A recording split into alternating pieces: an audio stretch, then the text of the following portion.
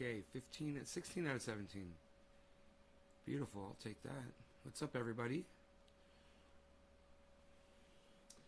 Move these microphones in. This one could probably be moved down. Yeah, there we go, like this. Like this. Here, wait, like this. That's better. Yeah, we've wrapped that too much. Oops, lost connection. There. For a second.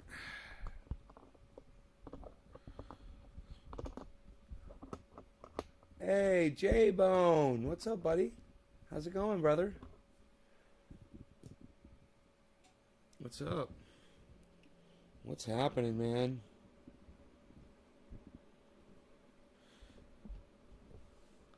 There we go.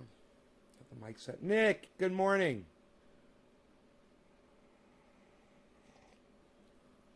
Looks like we lost the camera right here when we started the show.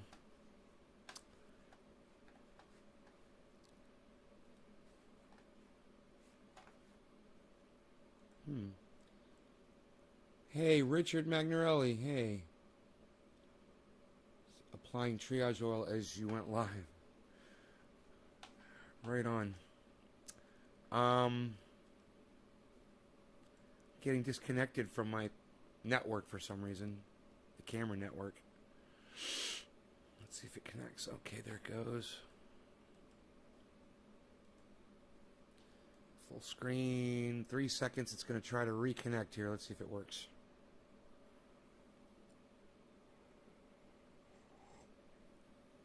There we go. You guys want to... Now you can finally see plant number 3.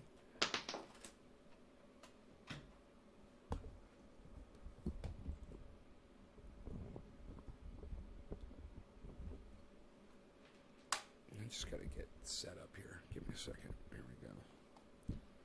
All right. Plant number 3. Look at that. We couldn't even see plant number 3. It's finally bushing up. It's funny is that's the one plant that I didn't take anything off of. I did not clip clones off of that one. I only needed 21 clones, and I got everything I needed off of plants 1 and 2. So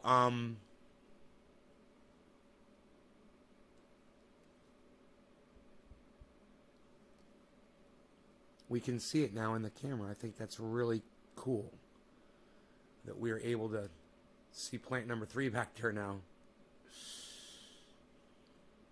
It's good, huh? Thank you, Nick. Hey, Karen. Rob McNeil.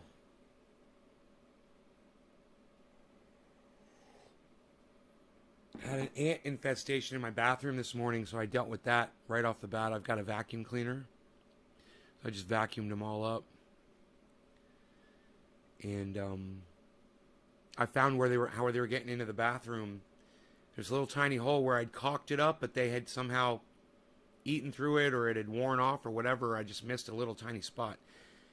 And I didn't have any caulking with me, and I was in the bathroom. I just looked around, and I grabbed my toothpaste. And I took some toothpaste, I put it in the hole. No more ants coming through. Stops leaks fast. Toothpaste. I don't think they're going to get through that toothpaste. So either way, I could go back and recaulk it. But wow, man, look at the growth on those plants, huh? Plant number 2 has got some giant freaking broad ass leaves on it near the bottom. Huge. God bless America. It's fun to look at that. I love watching that grow, man. It's just such a joy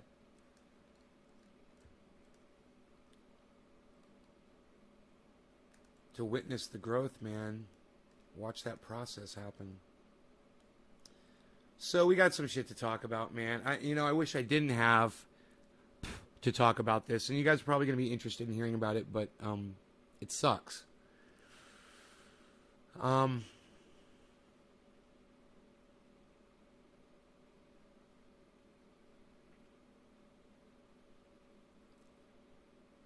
I don't even know where to begin, man. How do I start talking about this.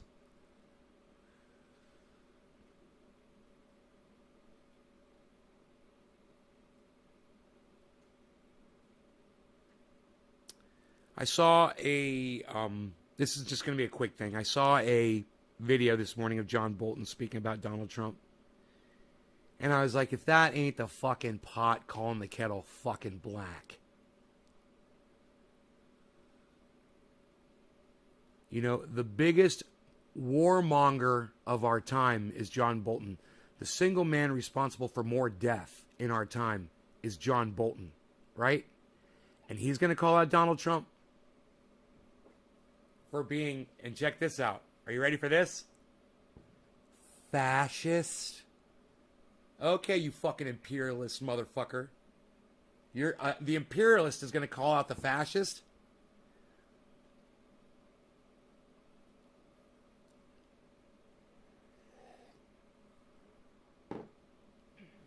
Yeah, John Bolton says,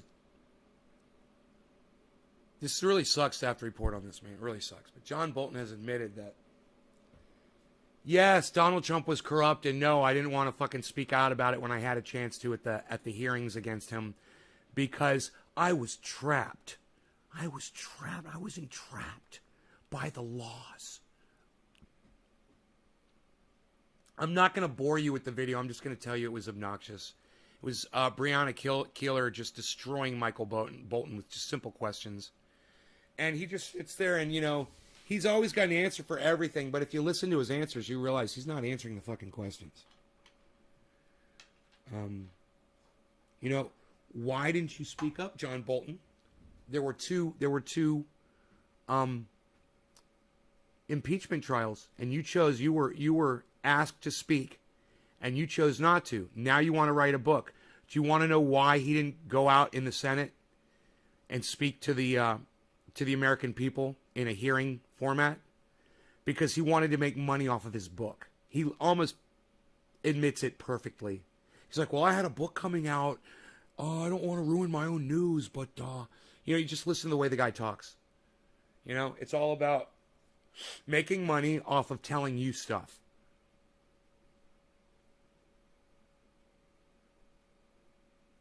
And, you know, stuff that he should have, by his own responsibility as a government official, was his legal duty to report to the American people what he fucking knew.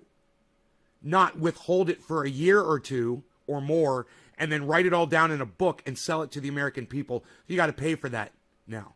And it's doesn't mean anything because it's just a fucking book. It's not testimony in a court of law. What's more important, Bolton, your fucking book? Oh yeah, your book. Than us. I think all of you, each and every one of you, should know that Michael Bolton is a giant piece of water trash. Floating in a sewer. Flushing down a fucking shit toilet.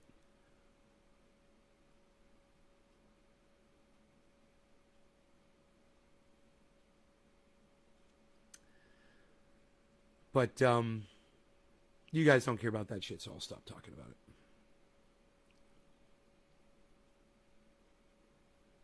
I'll just sit here and watch the grow.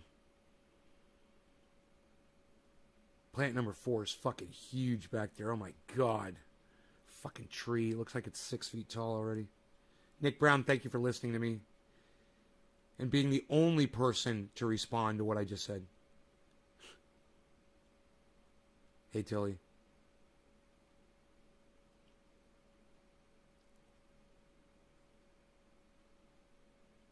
Man, I'm sick of having a fucking audience that doesn't listen to me, man. That doesn't respond, that doesn't listen, that doesn't partake in these conversations. If somebody said, with a big show, with a big audience, they said to me, hey man, you come over to us and do our show, I wouldn't do the show anymore for you guys because you guys don't even want to fucking talk to me. You guys don't even want to respond. When I make the most sense, when I tell you the most important shit, you guys just shut down, all of you. You just shut the fuck down. You got nothing to say? A fascist calling out an imperialist calling out a fascist, I should say, and you guys got nothing to fucking say about that. It's fucking hilarious. I don't even know why I waste my time.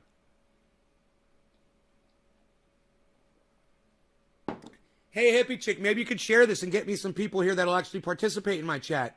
I don't know. You could do that. You guys want to share and give me some people here that'll actually talk? That'd be great. You're getting buds ready to press? Right on. Sorry I caught you at a bad time, bro.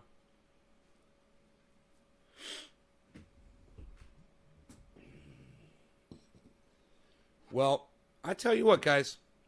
If you don't care about fascists and imperialists, just give it a little time, man. Give it a little time. Because before we go fully off-grid and society collapses, those are the motherfuckers that y'all are going to have to be dealing with. All of you on-grid motherfuckers. Yeah. All of you motherfuckers that get your electricity from Uncle Sam. Oh, thank you, John Henderson. Yes, fuck Michael Bolton. Oh, somebody fucking paid attention to me. Thank you. Yeah, fuck Michael Bolton. Every single one of you should have said that. I literally just told you the man responsible for more death in our timelines than any other human being on the planet is trying to call out Donald Trump on his fucking fascism. The biggest imperialist, the guy who literally started the Iraq War, responsible for over 1 million deaths. And he's calling out Donald Trump and wants people to listen to him. He had his chance to talk to us. You know, those were at those hearings that we were trying to impeach that motherfucker. And with testimony from people like Michael Bolton, he would have been found guilty. And Michael Bolton knows that shit. But he's a dumb cunt. Okay? Thank you, J-Bone. Thank you. Jesus fucking Christ. Just to get you guys to listen, man. Just to say, hey, man, yeah, we agree, man. Or we don't agree. Or I love Michael Bolton. Or I fucking hate Michael Bolton. Or, yo, who the fuck is Michael Bolton? I don't even, you know, what happened to the day when you guys used to ask good questions, man? You know? You guys get a little scared about what happened with me and Randy Church yesterday? There's a difference between participating in my chat and acting like a fucking 2-year-old like he always does. He wants to portray himself as a fucking 2-year-old on here. When I get angry and I show, you know, some passion towards trying to get my show motivated, and then he takes it fucking personally and starts acting like a little fucking 2-year-old, tries to make it all about him, and starts spamming my chat with all caps bullshit. Yeah, I'm going to block him. Hey, man, I wasn't making any fucking sense either. I'm telling you guys, if you can make some sense in joining the convo anytime, I'm waiting for you. I'd love it. Since I'm not blocked, I can respond. I do not know who is worse between the two, lol. With Trump pulling out of every Cold War treaty, Trump can still be more responsible for more death. No. Donald Trump is not responsible for more death. He's got about 600,000 Americans. John Bolton's got 1 million. He's got him beat by about, 400,000 people or so, bro. I blame Donald Trump for almost every COVID death in the United States of America. I blame Michael Bolton for every death that happened in the Iraq War. Who's responsible for more death?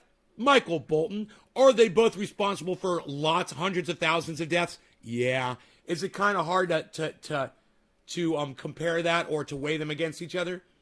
Yeah, I think so. I think it is, especially when you say that Donald Trump was responsible for his own countrymen and women dying. You know, Michael Bolton was going after other countries, and in our American flag-waving minds, that's okay. As long as we're dropping bombs on other people with different colored skin and speak different languages than us, we don't give a fuck. I had to block our church months ago. He's a Jesus freak. I don't mind if you guys believe in gods or Jesus or any of that. I don't mind. I accept you guys for whatever your beliefs are. But if you're going to come in here and disrespect me like he did yesterday, I was telling you guys, I was begging you to just participate. All you had to do was guess one fucking thing. You know, guess one fucking invention that mankind invented, right? That some of the smartest minds on the planet agree is the greatest invention of all time by mankind. You know, it would have been very simple for him to Google that and find it out. But to sit there and spam like he did and fucking spam a word, space, spam word, enter, spam word, enter, all caps, spam, enter, all caps, enter, and scroll my chat.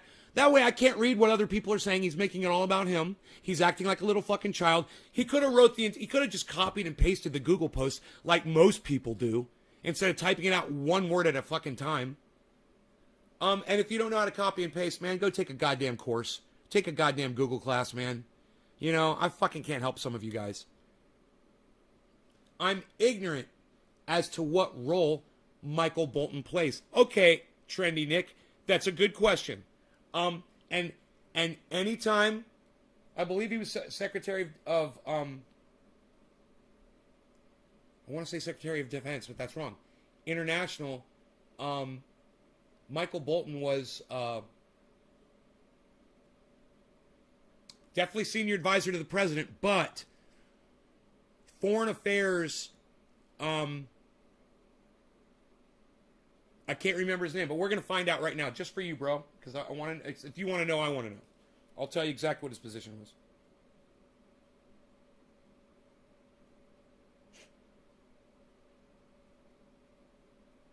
Phone's doing that stupid shit again where it won't start. There it goes. Stupid douchebags. Okay, Google. What was Michael Bolton's position under Donald Trump administration?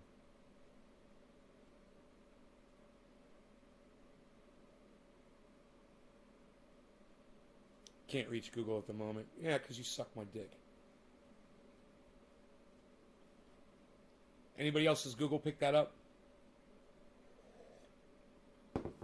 Okay, Google. John Bolton's position under Trump administration.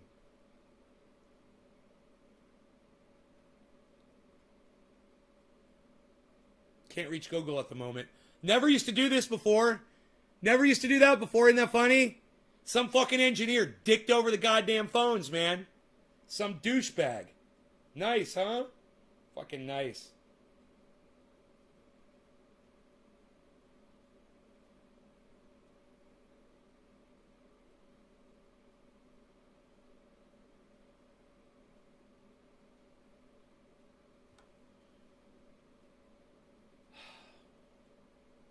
And none of you could have Googled this while I've been looking it up for the past 2 minutes? NSA? That's not a position. NSA isn't a position. Can't reach Google at the moment. Why? I'm online, you motherfucking cunts. Why can't I reach Google at the moment? Why the fuck can't I reach Google at the moment? Isn't that weird? Why? I'm in my home on the fucking network. And I can't reach Google at the moment suddenly. And now my video camera stopped working out there, so I'm turning that off. Tap again to turn off your phone. Yeah, you should fucking have to hit 4 things to turn your fucking phone off. And now it vibrates to tell me that it's off. That makes sense too. Because that's what the phone does right when you turn it on, it vibrates. But let's make it vibrate when it turns off too, to really confuse people, to make them think that it's turning back on. You know, because there's an engineer out there with a little dick. Write it down.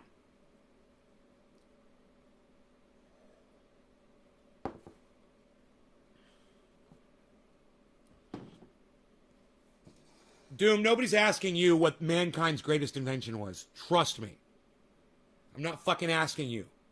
I was asking people what they found the smartest people in the world, not Doom Chaser 1, thought one of the greatest inventions of mankind was. It was a simple answer, and Kristen got it on her first guess.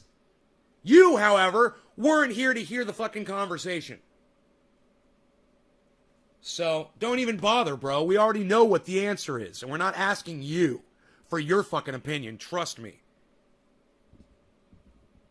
You know, you've been blocked on my live stream multiple times for really good reason, bro, and I'm sure it's just a matter of time before I block you again.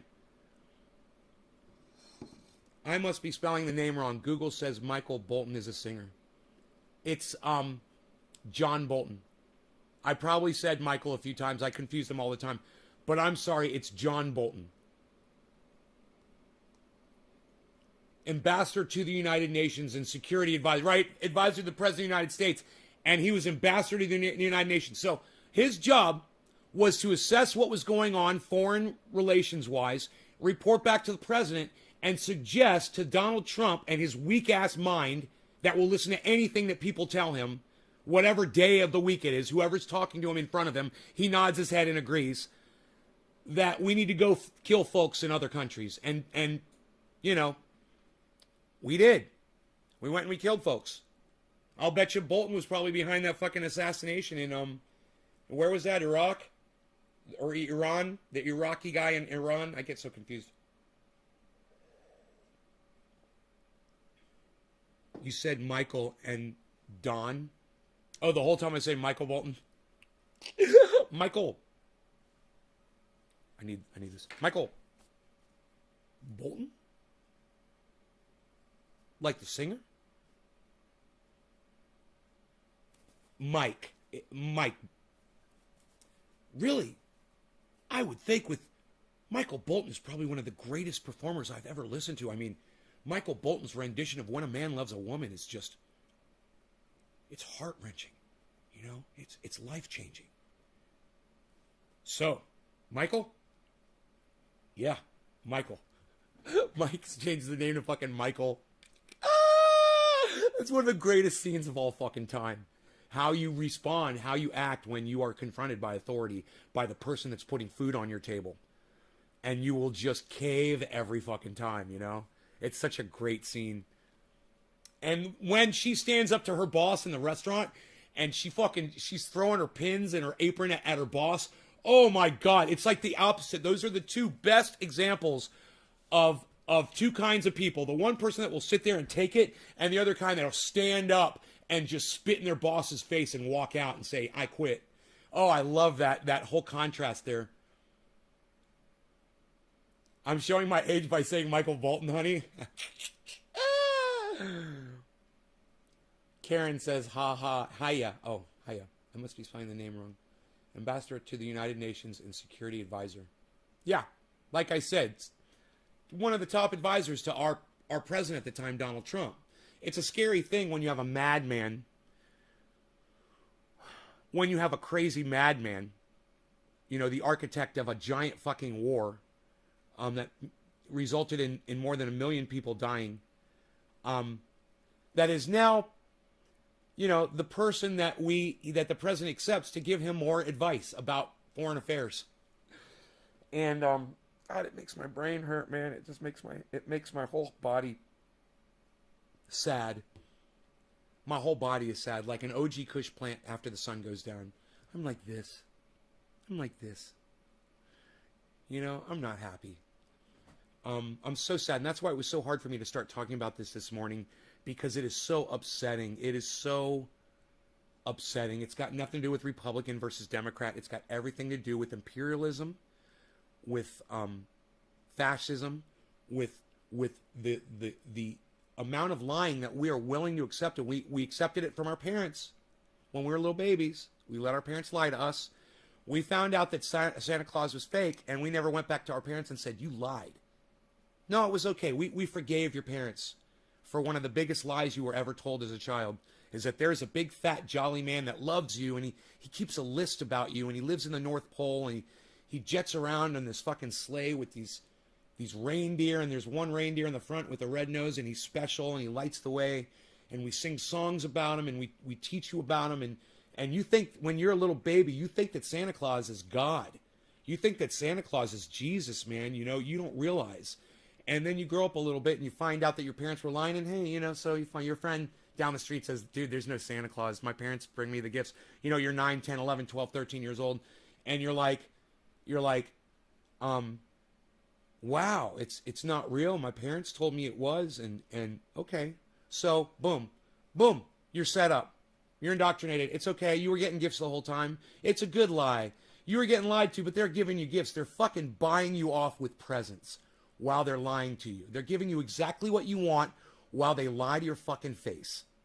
Then they make you sing the songs, Rudolph the Red-Nosed Reindeer, you know, with Santa and all that shit. And they make you a fucking liar too. Santa means Satan. No, it's not a joke, man. It really is the Satan. Santa is the Satan that starts it all. It's the lie that everything else is predicated on, because once you believe in Santa, they get you early, and then they got you believing in God and Jesus. Then they got you believing everything the priest and the preacher is telling you at church, and the rabbi's telling you at synagogue, or what they're telling you in the mosque. They're lying to you, and you're accepting it because you're used to, now you've been raised to accept lies, and you're going to accept them. You know, your high school is going to lie to you, your middle school is going to lie to you, and then you got your government lying to you.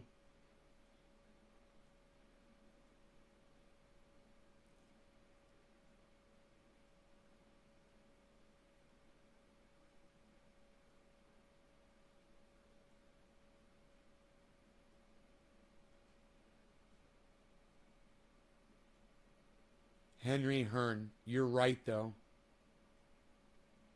I usually am, man. That's why I hope you watch the show, man. I hope you agree with me and you watch the show, you share it, you get more people here, and you appreciate what I'm telling you. I've always called religion, L-I-E. You know, I add that E in there, and I make it all caps, L-I-E, in the middle of the word religion. So you can see that you've been lied to your whole life. It's the lie is right there in the middle of the word. Religion. You've been lied to your whole life. And now, when someone like Michael Bolton or Donald Trump comes along and lies to your face, you're accepting it. You're okay with it, man.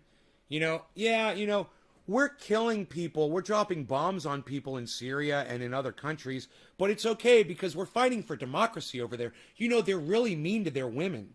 You know, they're really mean to people that cheat on. And yeah, it's true. That's fucked up. I agree. It's fucked up. There's some fucked up laws. They'll chop your arm off for if you steal something. Maybe you were fucking hungry and you've got children and you were trying to feed them, but they cut your arm off. Nice, huh? They cut your head off if you're blasphemous, if you're gay. They stone you to death.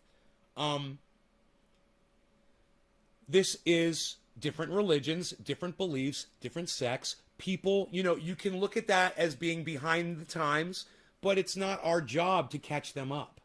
And by God, catching them up by bombing them, that doesn't make any sense at all.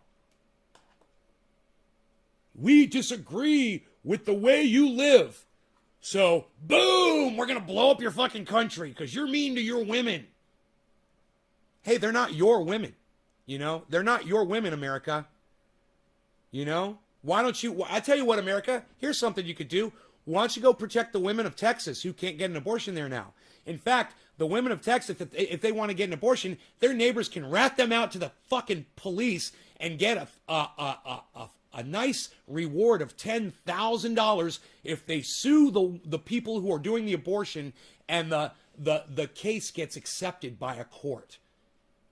Yeah, $10,000. That's what Texas is doing to their women. And you're worried about what the Taliban is doing in another country to their women? Bro, I got news for you. We shit on our women all day here in the United States. Fix that first. Then come talk to me about what's going on in other countries. And I guarantee you, by the time you fix what's going on in Texas, they'll have already started working on what they got going on overseas too. Guaranteed. But fix this first before you open up your fat, fucking hypocritical mouths over here and start preaching to me about, oh, Michael Bolton says we need to go drop bombs on people that are different colors and different speak different languages and live in different foreign worlds. We have to go drop bombs on them. You know, Michael Bolton knows what he's talking about. And Donald Trump, your precious fucking leader, decided that Michael Bolton, the guy who fucking made that war, the guy who put all the goddamn, all the resources into that fucking war and basically designed the war to kill 1 million people, that he should be the one advising your president.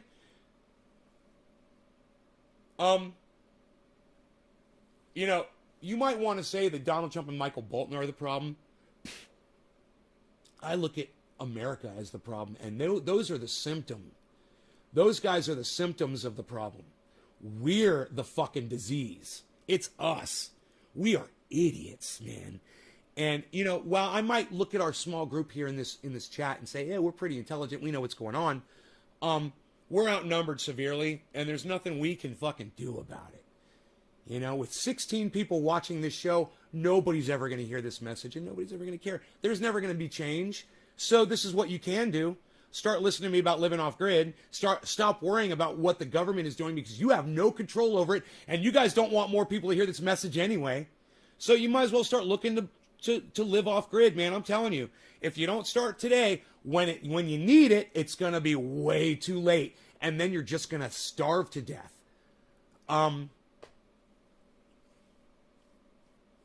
You know, 16 people watching this show proves to me that this message is not needed in society today. 15 people now watching this show proves to me that my audience doesn't feel like the message is that important. What I say on the show isn't important to them. Hey man, fine. Do what you got to do, guys. You know, you don't want to share this video around. You don't want to bring people in here. You don't want to get your cousin in here, your friend down the street. your friends in Facebook groups, people on Twitter. You don't want to pull people into this show? Fine, man. Hoard the information. All I can say for y'all is, hey, man, there's safety in numbers, and if you don't pull more people in here, you're only fucking hurting yourselves. Trust me, man. Your neighbors should all be watching this show. Everybody needs to be helping everybody. And you fucking ignoring the message isn't going to make it not so. You know? You guys know what gangrene is, right? Well, I want you to look at gangrene like you look at society collapsing and the need to go off grid. So let's say we have COVID. Okay, we got COVID and there's a problem and society is hurt. There's a ding, a chink in the armor, right? Something's going on. It's like your toe. You stub your toe one day and you kind of ignore it and it's starting to hurt one day and you look down at it and it's turning black. Okay, that toe, that stub toe that's turning black, it's the exact same thing as COVID hitting. Oh, COVID didn't take society down, but it's the first chink in the armor. It's the first ding in our force field. And you gotta admit it. You gotta say, hey man, we've already lost 600,000 Americans around the world. I know we've lost, over 1 million people. I don't know what the deaths are around the world. Total deaths. Total cases is like over 30 million or something crazy fucking number, right? Doesn't matter. That's not the point. The point is, it's a shot over our bow, and we have been attacked. What's the next thing that's going to hit? Yellowstone's going to erupt. A giant, massive Category 6 hits the entire East Coast, floods it out. We have an earthquake. It gets so hot that there are fires that we just can't put out, so we just let them burn and just evacuate areas because we just can't put fires out anymore. Hey, man, that's going to be the new normal. And you guys mark my fucking words. Mark my fucking words. It hasn't happened yet, but I am looking into the future doing this, and the idea just popped into my head. Hey, man, it is just a matter of time before we just let things burn because we won't have the resources or the ability or the manpower or the water to extinguish the fires. So we're just going to let them fucking burn. You watch. I called it here first, and I say we're probably just months away from some shit like that. Might be next year. You see. You watch. You let me know. And if I'm making sense, share this video around. Let me know that you're one of the people that cares enough about me and this message to go ahead and share the video around on the internet and get some more people here, guys. I get more passionate when there's more people. When there's just a few amount of people here, I don't even want to waste my time, man. No one's going to hear it. And I feel like, why am I fucking throwing my throat out? I love to sing. I love to be able to talk and shit like that. And I strain my voice doing the show every morning. And if nobody's here to watch it or listen, it's just, it's killing my will to live. The fact that the show just isn't getting the traction it deserves. It should be getting more traction, guys. I mean, when I go back and I listen to the show and I laugh at it and I laugh and I yell and I'm screaming and I walk out of the room or whatever. If I'm doing something else, I can hear myself yelling in another part of the room. I don't hear what in another part of the house. I don't know what I'm saying, but I'm laughing about it because it's just so fucking funny. I don't know what's not funny about this fucking show. What's not entertaining about it? I mean, yeah, the other day Mark did something stupid, and you got to understand there was a chain of stupidity that led up to that. Okay? He needed to be dressed down. You need to understand that. I've never done anything to fuck Mark over, ever. I've enriched his life. I've paid him. I've given him wonderful things. He lives in a house that I sold him. Yeah.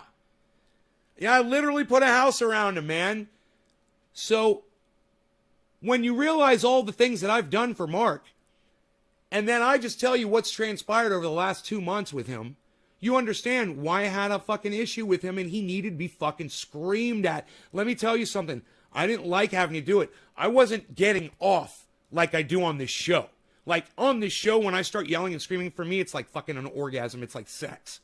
When I'm yelling at him, I hate myself. I don't want to do it. He's on the other side of the phone saying, bro, you shouldn't yell at people and scream at people you know, just because blah, blah, blah, blah, blah. He was literally saying that to me on the phone. And I didn't fucking care because he needs to be fucking reined in. He's he's lost it the last few months, man. He needed to be fucking woken the fuck up. And I did that. I don't yell at my friends. I've never yelled at Dino like that. And I think I've only raised my voice to Mark like that maybe once in my life. I generally don't do that. But understand two things. Number one, I was in character, man. I literally went down to the grow in the middle of a show. Right? On camera. I came back up here and I was in character, man. I was fucking so mad. I fucking got him on the phone. And did you hear the way I was talking to him? Hey, man, what's going on, bro? How's it going? Because I didn't want him to hang up immediately. Because I wanted him to hear. It was a whole intentional thing to scream at him so that fucking something inside his brain will give. So he will realize he needs to start thinking about the things that he does. Understand that, people. I didn't want to do that. And don't think that that is me. I don't go around screaming at people all day. And I know that could have been traumatic for some of you guys. When you're like, oh my God, Nate screams at his friends like that. No, I don't. I did it this one time. He needed it. I literally have the fucking photographic proof to show you all the fuck-ups. You know? The jacuzzi, the carpet, my dog being neglected, the fucking couch. Okay? The tomato plant after I fucking told him. You know, there's so many other things that he has done that he doesn't mean to do them, but he's not paying attention because he doesn't fucking care. And he needed a wake-up call. And hopefully, I don't give a fuck if I ever see the guy again or not. I really don't. But I hope that as he goes through life, he remembers that his actions affect other people. And that he needs to start thinking about shit like that. If somebody is talking to you and saying, listen, Mark, pay attention, okay? That tomato plant right there, it's a tomato plant. It's going to produce food for us. Don't pick it. Oh, yeah, okay, man. You weren't listening to me. You need to pay attention. And, you know, this can be life or death sometimes for some people if they don't listen to you, and especially when you're telling them, pay attention to me. This is very important. This is life or death, bro. Pay attention to me. You guys, for y'all, it's life or death. That was a fucking tomato plant. This is you refusing to listen to me and start working towards planting a garden, feeding yourselves, establishing a water source, and moving off grid. You guys think the word's off grid? You think that's dirty word? You think that's cursing at you or something? I'm telling you right now, guys, the day's going to come and you're going to blame me. You're going to say, he didn't yell at us enough. He didn't scream at us enough. He didn't make it clear how important this was. You are all going to die. And it's going to suck. You're not going to die on your own terms. Okay? That's the worst. You're all going to die, and I'll still be alive living off grid. Does that get your attention? I just lost 4 fucking viewers. I don't need pussies here, guys. I don't need fucking pussies, and I don't give a fuck about you if you're a pussy. I don't even want to talk to you. I don't even want to know who the fuck you are. You know, if you can't deal with this, fuck off. Tough love, man. You guys need it. And my numbers prove it. You guys do not support me the way you should. You don't go on Twitter and retweet me the way you should. And when you do, you just click one button or you do this or you do that. You don't go crazy and retweet me at a whole bunch of fucking huge people on Twitter. Some of you do. And when you do, you should tweet that at all 5 of my accounts so I can see you fucking doing it. I would have told Mark to fuck off after the dog incident for good. Right, Billy? Let me tell you something, Billy. Out here, man, it's good to have friends. It's nice to have help. I don't keep him around to use him. You know, we help each other. It's always been a relationship like that. But, man, the amount of fuck-ups on his side. Do you guys realize I've given him gasoline before? He claims he's going to pay me back for it. He never does. You know, he did one time. I gave him a whole 5-gallon can of gas, and he went and he filled it up and brought it back. I've given him gasoline before. just so he can drive. I mean, he doesn't take care of himself sometimes. I've fed him, you know, when he wasn't feeding himself. I've given him groceries, you know.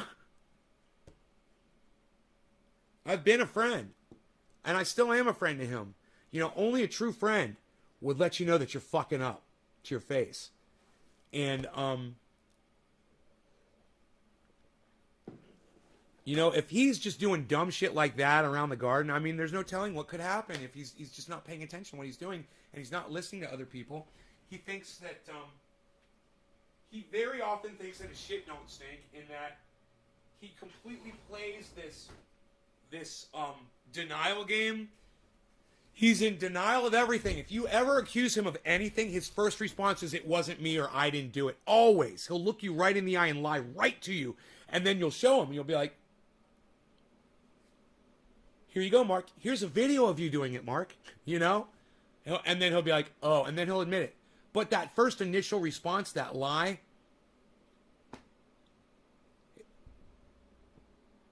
it's a learned response. And, you know, if you're getting called out, I told him not long ago, I said, I was saying something about something to him, and he started accusing me of, I can't remember, going off on him or something like that. And I go, dude, I'm not your fucking ex-wife. All right? I was like, did you learn this from your ex-wife? Because this is ex-wife behavior. You're like, don't yell at me. Oh, blah, blah, blah, blah, blah. Shut up. Be a fucking, grow the fuck up. All right? Be an adult. And grow, for God's sakes. Learn. You know, just because you're in your 50s doesn't mean it's too late to learn shit. Listen to what people are saying. You are not always right about everything. I prove that about myself every fucking day on this show. It's embarrassing, but at the same time, I hope it's a growing experience for all of us, for me and y'all, you know? I noticed it start the day he was trying to knock down the shelves. You saw that too, bro? The day he jumped on my couch? Man, oh God, he almost knocked all my glass off the wall. Oh my God, dude. I mean, I'm like, what are you doing, bro? Come, wipe your feet. And there's a good one. Do you know one day I had to vacuum this whole fucking house and shampoo the carpets in places. He came in with fucking tractor mud on his shoes, and he fucking dragged it all through the whole house, man. I was so fucking mad. But you know what? Sasha did that to me one day, too. He's not the only one to do it. So just, you know, he's not guilty. He's not the only person guilty of fucking messing up my carpets. But, man, I'm not here to sit here and bitch about Mark. I'm just trying to say that when I blew up at him the other day on this show, I just want you guys to know that's not me. Most of the time, man, I'm not like that. And you guys should realize that. And you guys should love me and love the message. And you guys should, you know, realize who the fuck I really am behind this fucking obnoxious character that I play. Man, if I didn't play this obnoxious character on here, I couldn't do this fucking show, man. Listen, I'm not like this in real life, man. I'm not alpha male. I'm not. And Trendy Nay is fucking alpha male. Will fuck you up. I don't give a fuck about anything when I'm in this character. Man, the other dude, not that guy, man. You guys need to realize it, and you need to love the other dude. You need to realize the other dude is playing a fucking character that you can love or hate. I don't give a fuck what you think about Trendy Nay. The point is, you need to get the message out there, man. You need to get the message out there, man. Because the message is going to stop. What's going to happen if YouTube pulls all my fucking videos and my channels down? And none of it's on the internet anymore. And I can't even talk to you guys anymore. What's going to happen then? Keep supporting Republicans and Democrats, guys. I'll be silenced in no time, I'm sure. And while it seems like things are laxing up as far as restrictions on the channel, it's just a matter of time before some idiot says something stupid on the internet and they go fucking total Nazi on us again. Just a matter of time. Mark my words. You think Adpocalypse was bad? That was so fucking... That was so nothing. Adpocalypse was nothing. Try Algorithm Apocalypse, bitches. You dumb fucking cunts. Try Algorithm Apocalypse. I've been fucking living with that shit for fucking 10 years. These motherfuckers don't know what muzzling really is. They have no idea with their million fucking subscribers and their fucking 20,000 live viewers every time they pull up a live. Oh, are you fucking kidding me? Oh, you got it so hard. It's too bad you don't have the right message. Too bad all your messages, oh, politics, blue, red, blue, politics, blue, red, blue. Yeah, what about the fucking off-grid living you need to learn so you can fucking get away from all that bullshit? No. Go listen to fucking Kyle Kalinske. Go listen to fucking the Young Turks. You know, go debate politics, guys. Go get on Twitter and debate fucking politics with the blue and the red people. Are you fucking kidding me? I was so glad when I made that second channel, Crypto Cult 420. You know why? Because I wasn't following anybody political anymore on it, and I didn't. I was like, okay, I'll follow my podcasters, but that's it. I'm not following anybody that's a goddamn politician anymore. Oh, my Twitter feed got so much better, man. It was so much more efficient, you know? When I realized I didn't need to put comments that nobody was going to see anyway on political posts that don't have any bearing on our lives. You know how it's bearing on your life? A fucking tomato plant getting ripped out of your garden that won't produce you any food. That's got a fucking bearing on your life. Focus on shit like that.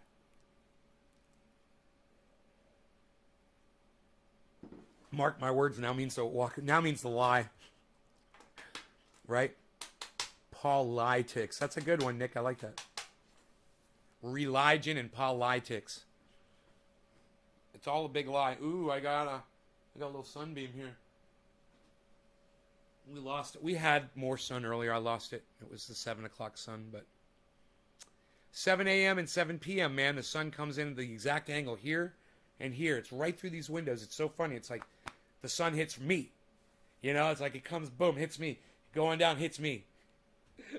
Fucking love it. Right through these windows. Hey, Josh. Going to YouTube. Okay, go to YouTube, man. It's a good thing Josh Kelly is here because the lack of audience members that I have right now just makes me not want to do this show right now. And I do have a lot of stuff. I was starting cleaning the house last night. Like I said, I stayed up past midnight. I don't even think I looked at the clock when I went to sleep. I did finish my coffee, and I did work. I cleaned up the kitchen. I was working in the laundry room. I vacuumed the living room. I mean, the living room. And I got all the dishes in the dishwasher for today. When the sun is up, I will run the dishwasher and I will do my laundry at the same time because I will have so much fucking power for free. So you just wait to do that. If you wait till 1 o'clock in the afternoon to do your laundry and do the dishes and run those machines like that, it's more money in your pocket because PG&E has to pay you more money. Sound Drone from YouTube. He was how I found your show years ago when I was 17, trying to make a bong. You popped up in the suggested. I was 17? Right on, Josh. Do I remember Sound Drone?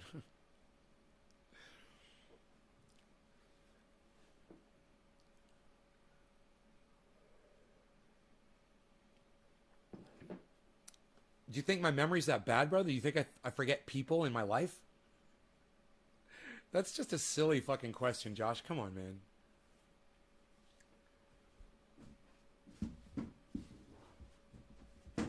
You know, Sound Drone and I shared a hotel room together at one of the Cannabis Cups.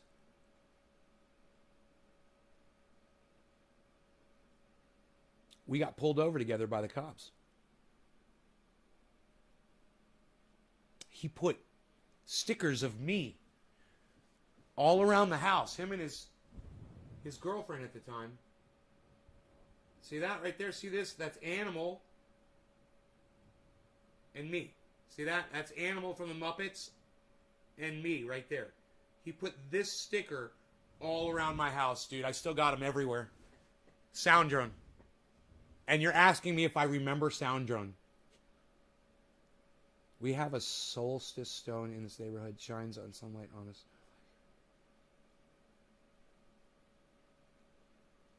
You thought me and Sound Drone were the same guy? Nice. I always confuse Thunderfoot and Sound Drone. I always go to say Thunderfoot and I start saying Sound Drone. I'm like, Thunderfoot.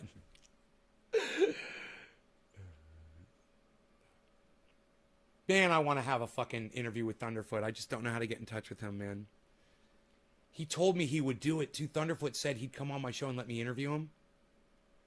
He literally said it to me on a live podcast, and I don't have his fucking email, man. I didn't know how to fucking contact him.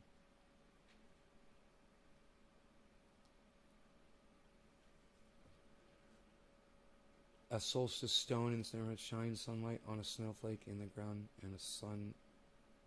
Huh, that's interesting. Reminded me of you with a similar beard when I was young. No way, that's awesome. I had no idea.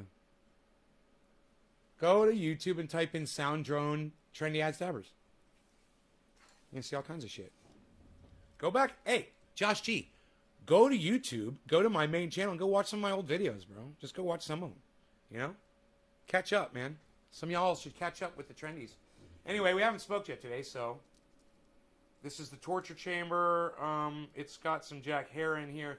This torture chamber is one of the best hitting bongs. It can actually can kind of get away from you because it is so smooth, and it does such a great job that you do such a big hit that it's almost like hitting a gravity bong. And this right here is the torture chamber. This is the part that tortures you, man. You'll see why. Cheers.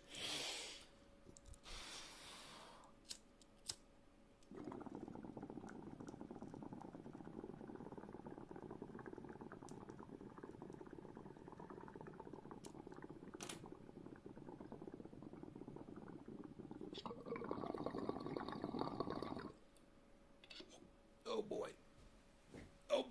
Instant high. It's like doing a dab. There's so much smoke inside my body right now. Oh my God.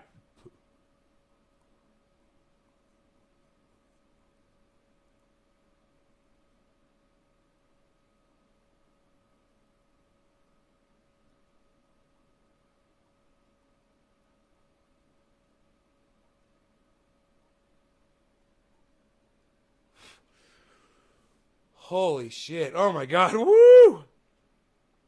Woo! Holy shit. God damn. Yeah, you do not need to cough to get off. That is a fallacy. Try it. Oh my God. Oh my God. That was the rip of rips. That was, I'm going to call that one Jack.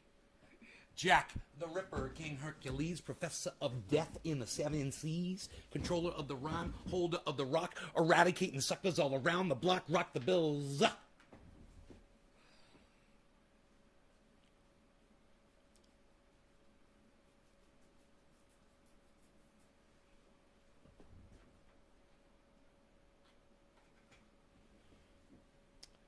Okay, so Rogi's still in bed, huh? It's 9 o'clock in the morning and Rogi's still in bed. Go watch Roscoe steal donuts. Go watch me suffer through a fucking 5.0 frack quake on the live stream. That's a good one. Watch me set my hair on fire. Watch me hear a fucking coyote for the first time in my life. That's a good one.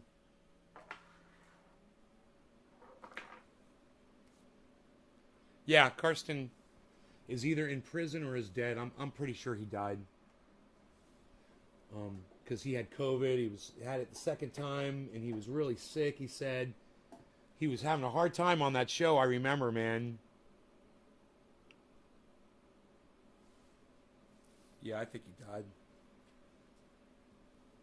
How are you going to lock someone up in prison like him, you know?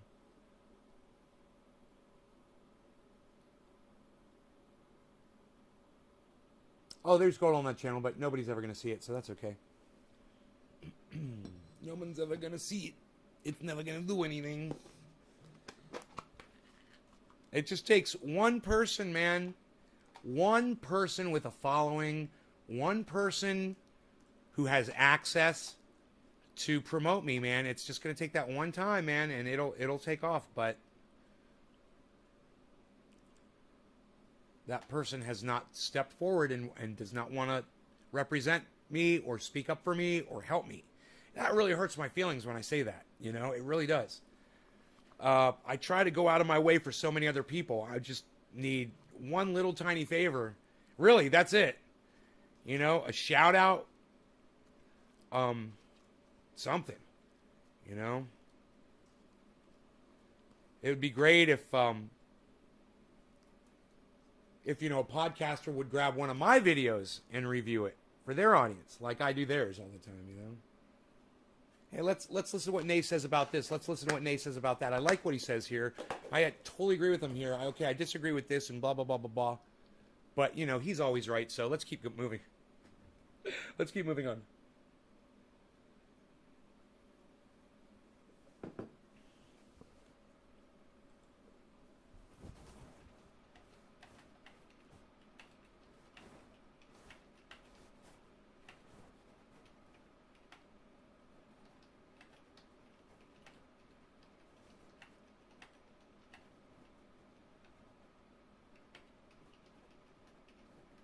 Ron Placone says, I just want to live in a country where imperialist left isn't a thing. Is that too much to ask? Yes, it is. Now get back to your blind flag waving support of our bomb dropping.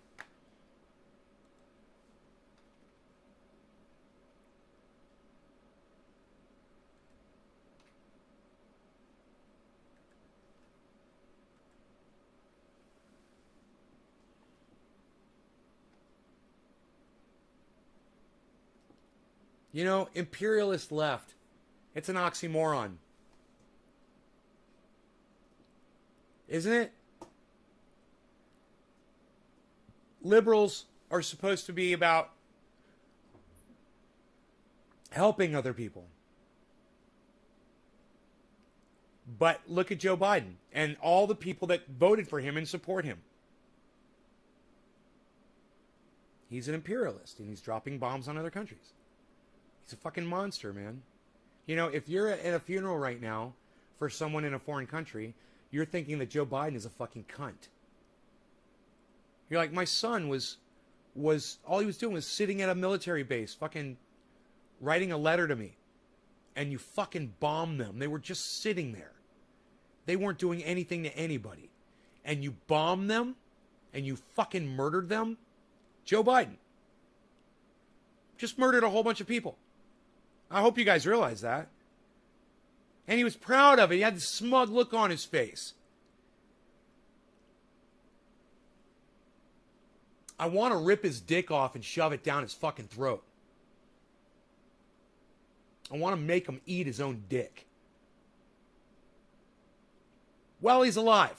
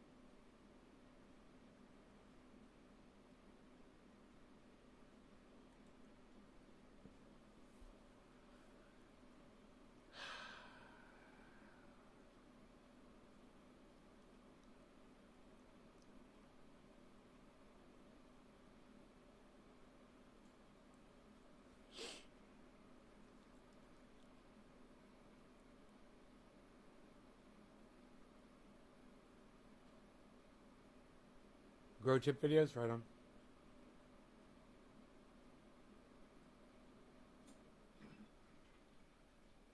Ah, Nick, thanks, buddy.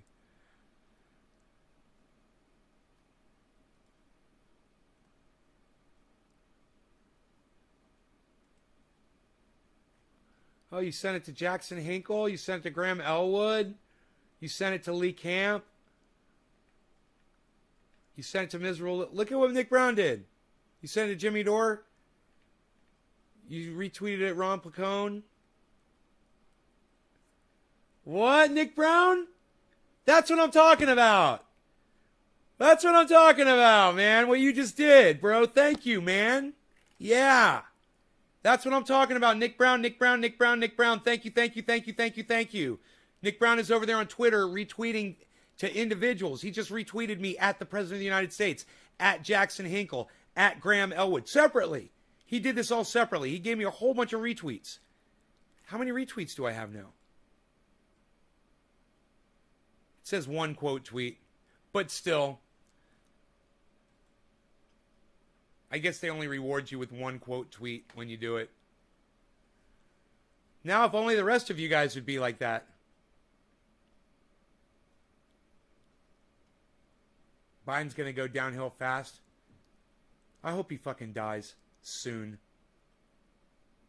I spent an hour looking for any act. Okay, to be real, I don't think so. What's going on or being said 85% of the time. I guess you could tell I'm off today.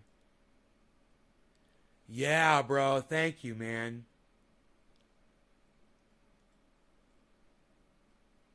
You guys remember somebody came in the other day and they're like, oh, yeah, man, I'll archive for you. I'll do all that for you. Fuck yeah, blah, blah, blah, blah, blah. I don't remember who it was, but somebody said that. I was like, cool, just message me at Nate's Garden on Twitter. Nothing. Nothing. Unless it's overlooked. Message requests. Nope. Not there. Nothing. Nothing.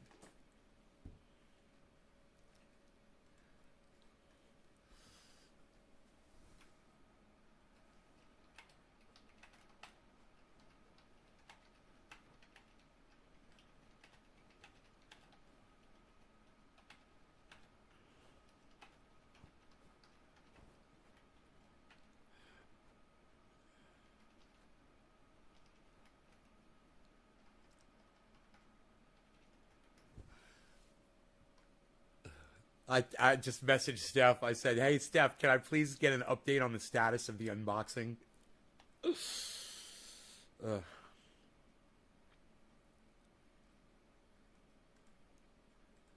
Light is already illuminated. Dude, you got to bring out the best and the worst. You got to bring out... Hey, this guy should come to my live show.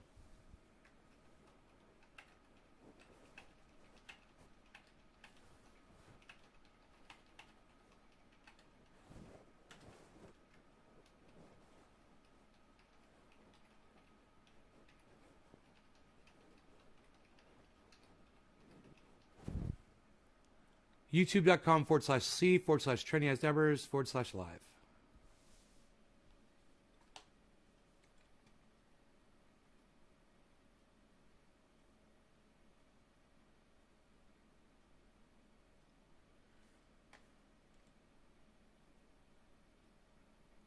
I fried my Mobo. Let's dab.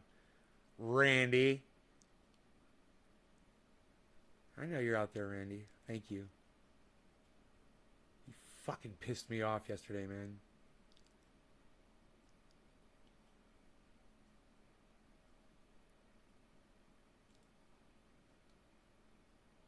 Look at all these fucking retweets and shit.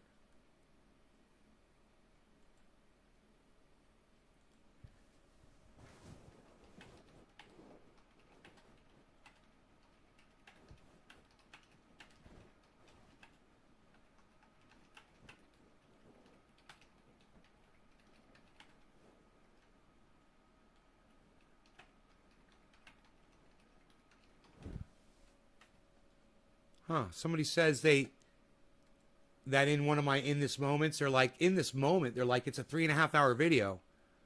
I'm like, did it not start at the exact moment that it was supposed to?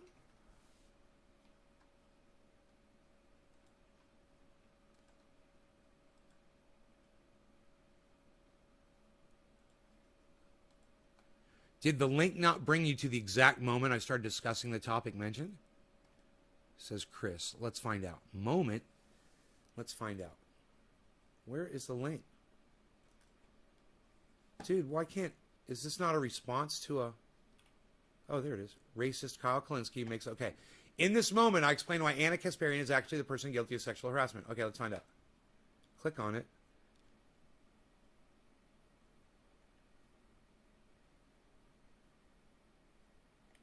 In this moment, I explain why Anna Kasparian is actually the person... It starts at 1:39:04. Will you guys please check those in this moments and make sure they start at the right time? Ever again. You just told someone in my audience to get sugar soda. And I'm just here to tell you to go fuck yourself, okay? Radical leftist agenda. Don't ever try that shit again. Don't ever give one of my friends fucking your stupid fucking advice. Hey, David Campione, personal friend of mine. How the fuck is this show not funny? I'm already laughing. Oh my God. You know what? Don't share it. You know what? The shit's fucking hilarious. And I don't even fucking care if you guys share it or tell anybody to promote it ever again. You know why? Because I just listened to myself for like 10 seconds and I laughed my ass off because it's funny as shit. And let me tell you something. If people don't find this fucking as amusing as I do, they don't deserve my gold. You don't deserve my torpedoes of truth. Okay? Let the gold slip right through your fingers like gold dust. I don't give a fuck anymore. This shit's great. You know what I think I'm going to do? I'm going to stop broadcasting. I'm just going to go back and watch all my old shit and just laugh and laugh and laugh and just do shit for myself now. I think I've created enough material to entertain myself for the rest of my life. Bye, guys. No, I'm kidding. Don't listen to radical leftist agenda. He's trying to fucking poison you with his indoctrinated bullshit. He literally thinks that if you get sugar from another source, that makes it okay. It's still funny. 139:11 makes up his own definition for his own corruption. Okay, radical leftist agenda. Don't ever try that shit again. Don't ever give one of my friends fucking your stupid fucking advice. So, hey, it'll be David interesting. Campione, personal friend of mine. Don't listen to radical leftist agenda. He's trying to fucking poison you. Dude, I'm laughing at it again. It is funny the second time. Hey, David Campione, personal friend of mine. Oh my God. Are you fucking kidding me? Dude, this is some fucking great shit. Like I said, dude, I don't fucking care if people share it. I don't care if you guys want to watch it. I don't care if you don't want to watch it. I don't give a fuck. My shit's funny and I know it is. So I don't give a fuck, man. I know funny.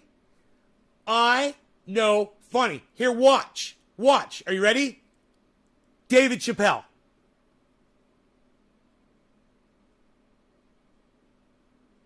You're welcome. I know funny. With his indoctrinated bullshit. He literally thinks that if you get sugar from another source, that makes it okay. Radical leftist agenda, you're indoctrinated. Shut the fuck up. Sorry, I had to rewind. What's the problem? Real sugar is the problem. Thank you. Who said that? It's sugar, period. You know, you're so addicted to sugar, radical left. You know, you'll sit here and make up shit. Oh, have the real sugar. Yeah, that's better for you. Yo, David Campione, get the real sugar from Mexico. I love that fucking voice, man. That's fucking hilarious. Mexican sugar is better because it's real sugar. Get that sugar instead. Mr. McDowber-Duber, thank you, buddy. I appreciate what you said. All sugar is bad. Yeah, DC doesn't need you to fucking lie to him about sugar. He knows all sugar is bad. What about coffee, Stephen Culbertson? Coffee's fine. Coffee does not have sugar in it. Drink coffee with no sugar. I'm doing it right now. And don't put artificial sweetener in it. Get used to black coffee like a goddamn commando. Pretend you're fucking Rambo drinking that shit. Toughen up a little bit. Toughen up a little bit. I'm sorry, I'm owned by the government. And your name is Radical Leftist Agenda, and you say, I'm sorry, I'm owned by the government. You are, bro. You are so indoctrinated. So, I'm going to unindoctrinate you. I'm going to fix your brain, bro. And the way to get you to start your brain working better, guys, your IQs will go up when you stop eating sugar. Your ability to look at something and analyze it and see it for what it is, that's going to improve the speed at which you do Man, that. you guys would just think I was live right now. You will be Funny. sharper. Your words will come to you better. You'll be able to type out something in a full sentence to me instead of being no or yes or I agree. You know, you'll actually be able to type a whole sentence that makes sense, and I'll read it, and I'll be like, yeah, right? Oh my God, I love this shit. I love when you guys are talking to me in real sentences and making sense. Right? I love that shit. I love the communicating. I'm sorry. Okay. I'm sorry. Fructose Excuse is me. killer powder. Yeah, murder power. Murder power. It's murder powder. Murder, not Used to killer. eat instant murder. coffee? They're trying to murder you, bro. They're not trying to kill you. They're literally planning it. They're murdering you. It's premeditated murder. You know, they are guilty of premeditated murder. Go ahead and make a clip of this and put it on the goddamn internet. Big Poison is guilty of premeditated murder, and since corporations are people, my friend, we need to put them on trial and put all the corporations that are people, my friend, in prison, and the ones that are guilty of murder, they need to be executed until they're dead. It's the sugar, right? No sentence, it's the sugar. Murder power. Yes, I drink bottled water. Hey, Steven, yeah, bottled... What did I say in this moment? I say what? In this moment, I discuss what? So I must have got the time wrong, obviously. So I did make a mistake on this. I figured I was going to start talking about it within like a minute or so, but I didn't. If there's no sugar. Bottled water is okay, but it's even better if you use your own filtration, because bottled water is a fucking lie, too. You're going to pay money and trust them. Oh, it was way earlier when I was talking about Kyle Kalinske. Let's see what sauces and sauces and sauces. Anybody here? Is anybody here at all? I've literally been talking since... Oh, hi, Shelly. 8 minutes, not a single chat's come through in 8 minutes? You guys didn't chat me up in 8 minutes after fucking doing a Kyle Kalinske evisceration? You guys are horrible, man. Why are you guys so mean? What the fuck? God, man, I need you guys to participate. Look at how sad and upset I am. Look at that. That is sad and upset. Come on, man. We want to see a happy nay. You guys know how I feel about that shit. You guys know how I... Agree with me? Okay, that's good. I'm glad you agree. You guys know how I feel about that shit. I mean, that's good to know. It's good to know that my fucking audience agrees with me. Let me know. Let me know when you fucking agree with me. All right? Give me some goddamn kudos over here. I remember saying that. Nobody else is talking. Who else is going to call Nick Brano out on his... Give me some goddamn kudos over here, I said.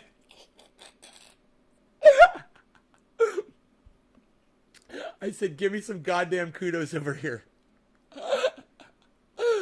I literally said those words.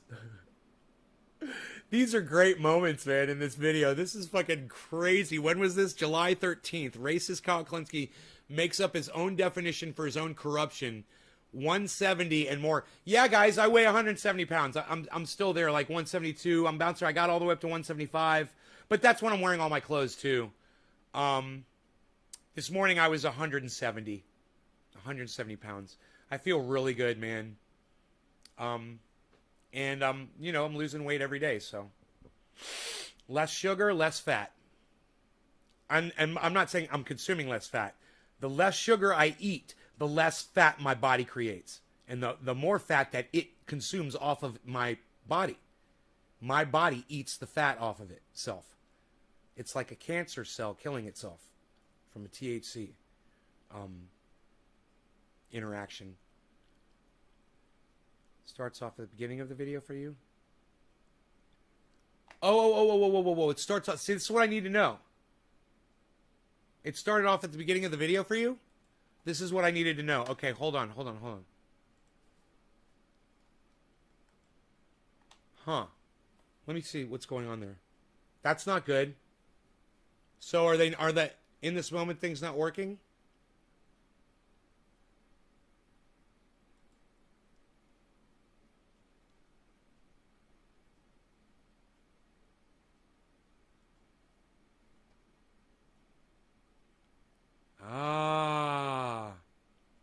I guess it's not working. They say they tried to find the moment, but it didn't take them there.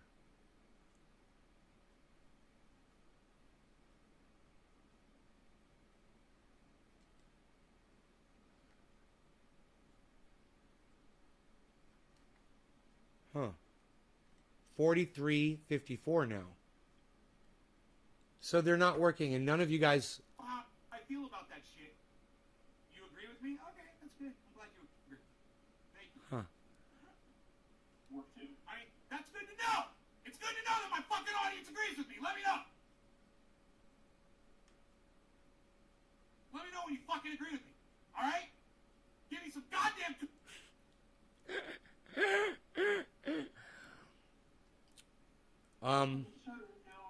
Or you're receiving personal gain. You're leaving that off. And you're doing favors for that. Which is exactly what you're doing when you try to say that Anna Kasparian is somehow a victim of being slut-shamed by Jimmy Dore. Bullshit. She already was a slut, number one. Number two, she was sexually harassing Jimmy. And number three, all he did was point out the facts that she was sexually harassing him. There it is, 106. I found it for this guy. He wants to find this part. Let me go back, 104:22. And that's why Kyle Klinsky should look up the definition for the word corrupt. Okay. 104:20. All right, let's try that. Let's try that. 104:20.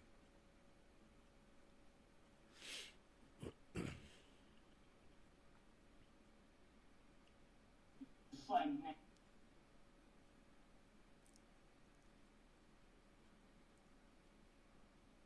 Nancy Pelosi. No, words have meaning.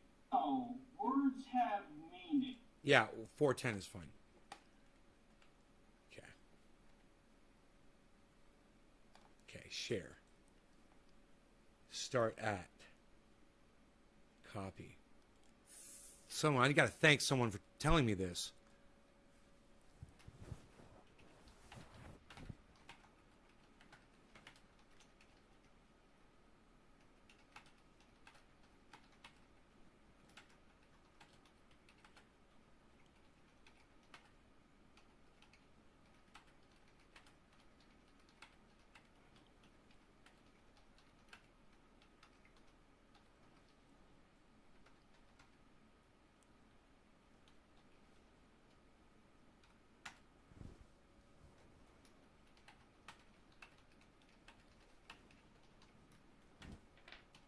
God, fucking, you guys suck so bad. As many of those in this moments as I've posted on Twitter, not one of you actually clicked on them to watch the fucking moment. Because if you did, you would have texted me back or you would have said something on Twitter and said, "Nay, these are not working. They don't take you to the moment." None of you did. God, man, seriously. You guys are fucking horrible.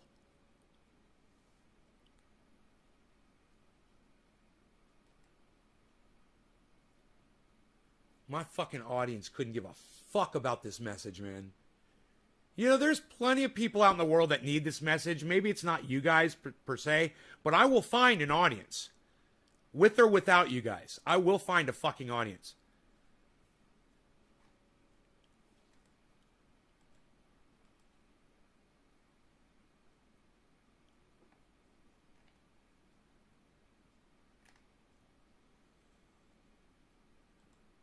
Let me see if this works this time. I can't believe I did this for fucking 3 or 4 days and none of you fucking thought to maybe even click on one of the In This Moments. None of you? On my Twitter? Oh, that's right. You guys aren't on my Twitter. Oh, right. It works now. Okay, good. The link works.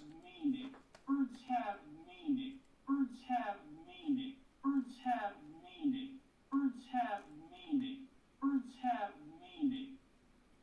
And that's why Kyle Klinsky should look up the definition for the word. Why is there 3 thumbs downs and you put a thumbs up? Because people don't like to be called out on their bullshit or the way they don't fucking support me or the show.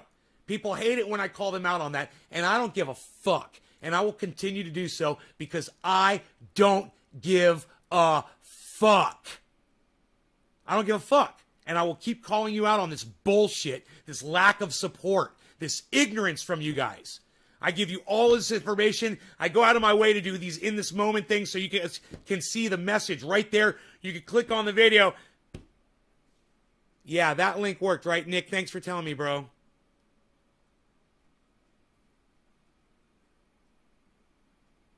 Corrupt. Because then he's going to find out the meaning for corrupt means. So now I'll have to share. It's not as easy to share. I thought that if I shared it from my cell phone, I don't know why it didn't work on Twitter. I don't know why it's not translating over. That link didn't translate over. I don't know.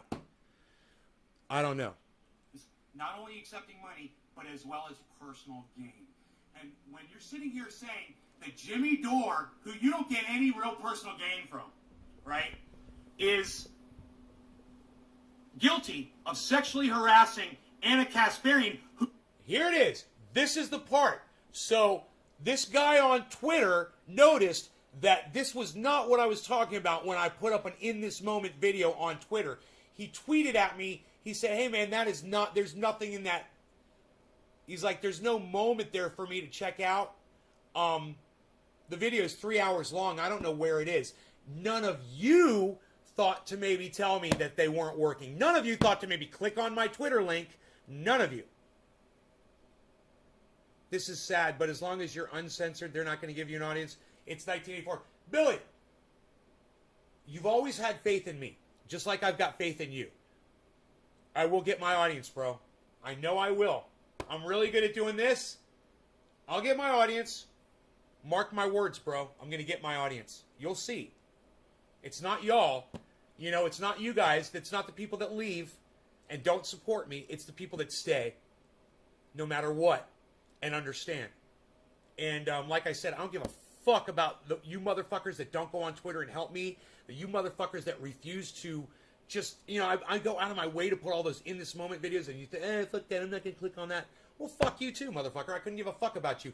There's going to be thousands of people in the future that are going to find those In This Moment videos, and they will appreciate it, and they will click on them, and they will fucking love the content that I'm giving them, that I'm going out of my way for them for. going to find out the meaning for corrupt means not only accepting money, but as well as personal gain.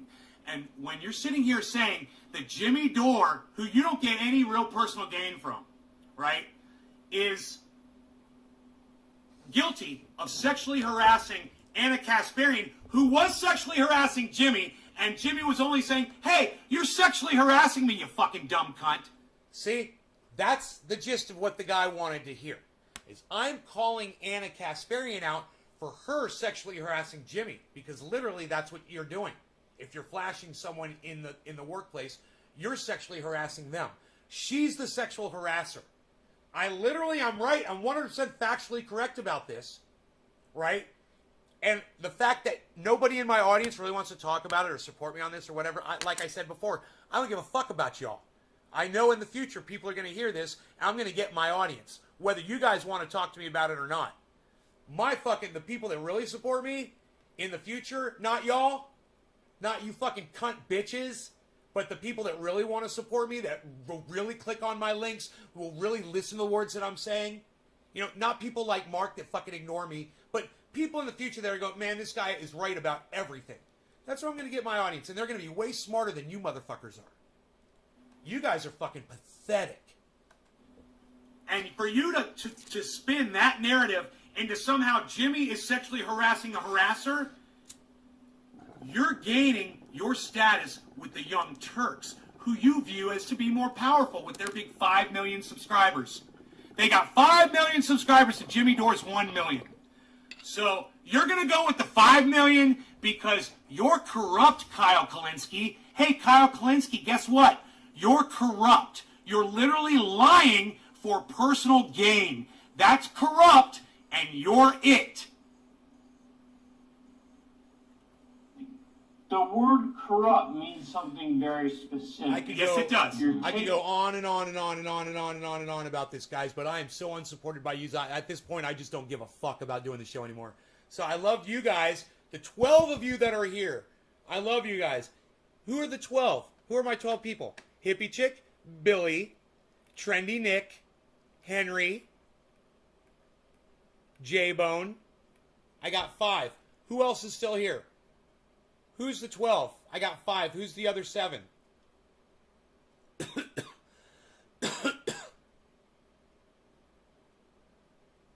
I'm leaving. You guys don't want to tell me? That's fine. Don't tell me that you're here. Fine. You don't want to say who you are? Fine. Blunt Wrap. All right, thank you, Blunt Wrap 33. Appreciate it.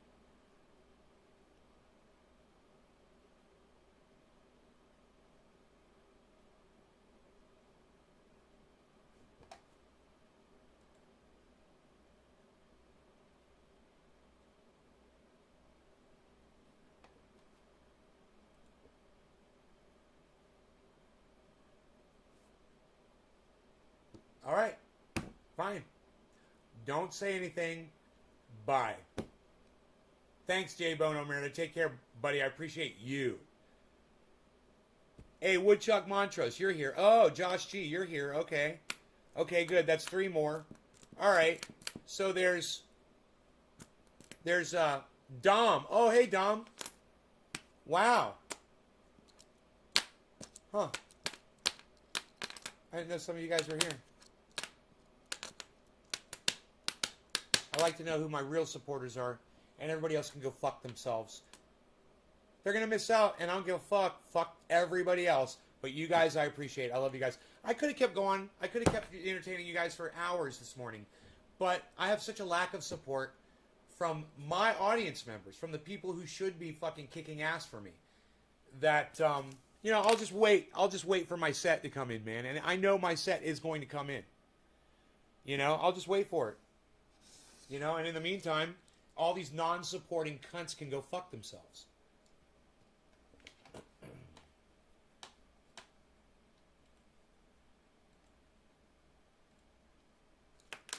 Oh, you just got here?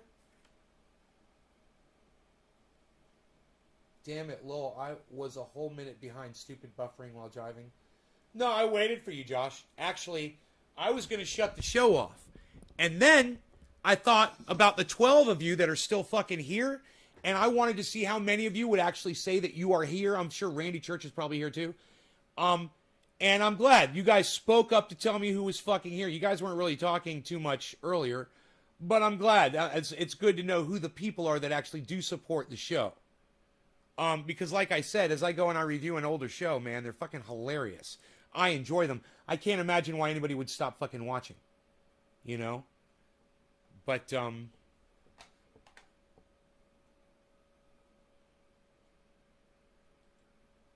it's just a matter of time.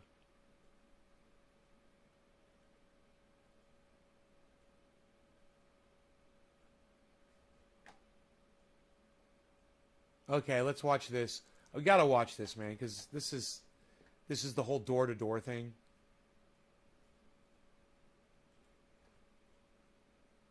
Madison Cawthorn is called a rising star in the Republican Party. He was at CPAC. He gave an interview, and this little portion sort of blew up. What kind of fucking parents? First off, what kind of parents name their child Madison? A boy too.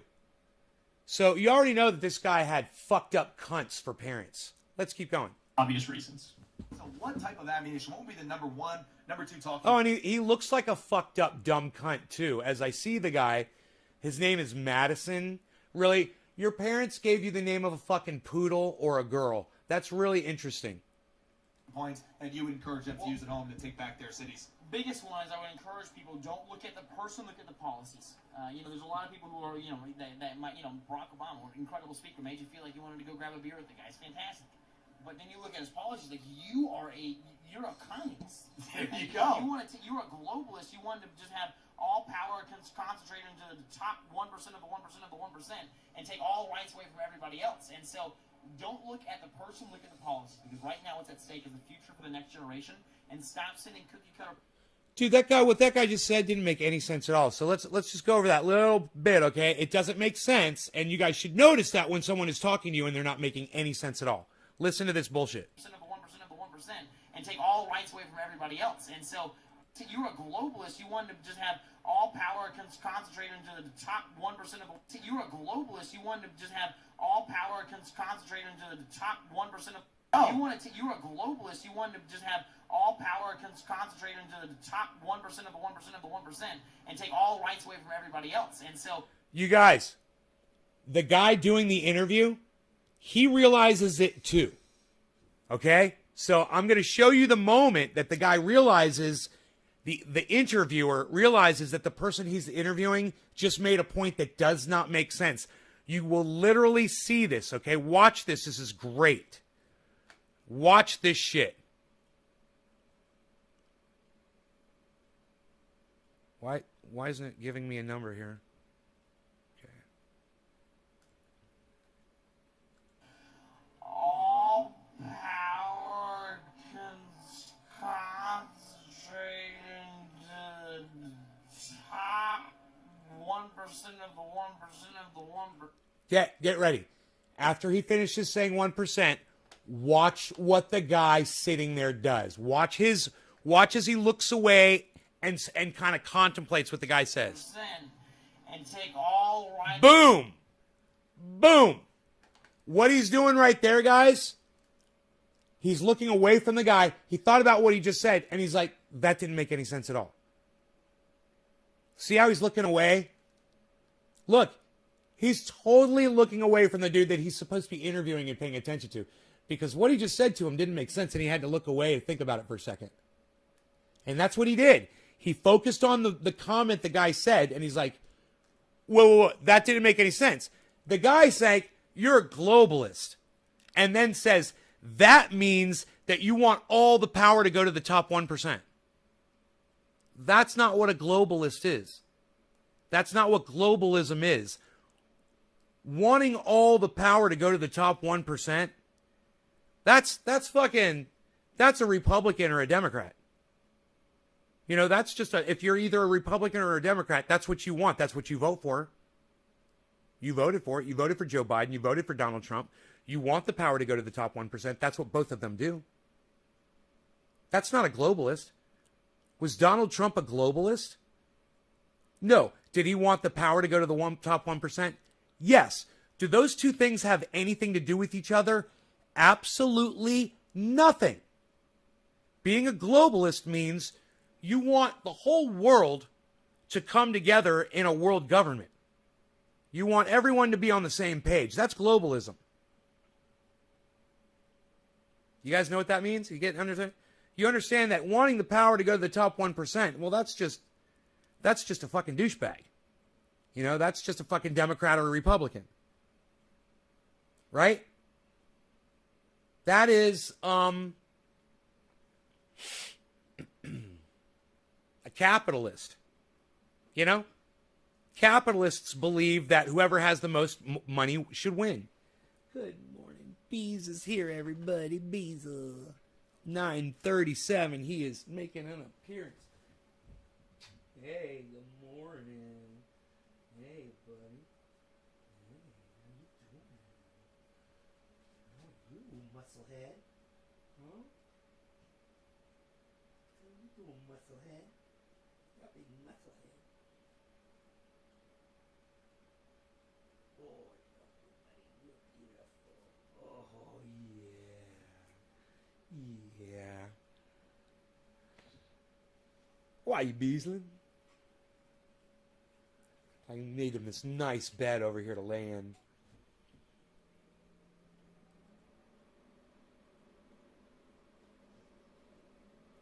He's loving it. He is loving this bed. It is so soft. It's so soft and perfect, man. It's layer after layer after layer of softness. Jen Psaki sometime? Not really. I think she's fine, bro. I don't have a problem with her. You know, she's going to circle back around. That's really all you could say about her. She's a lot better than those fucking morons that did it for Donald Trump. But, you know, I really don't have much to say about her. She's doing her job. It's to lie. Her job is to lie for Joe Biden. She does it really well.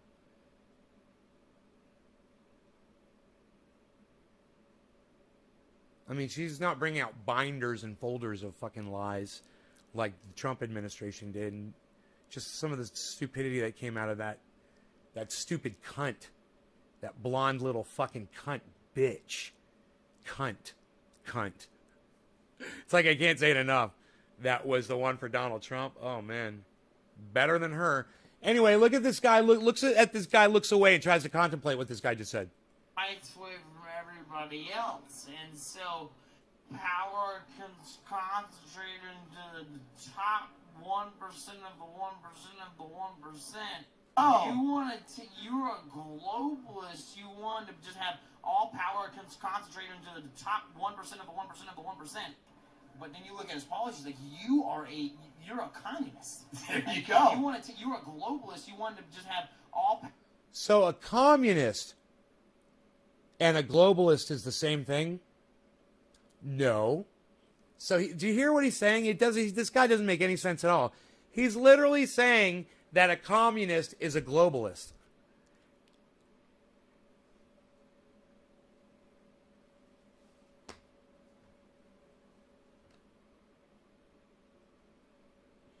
Or I didn't realize that communists were globalists.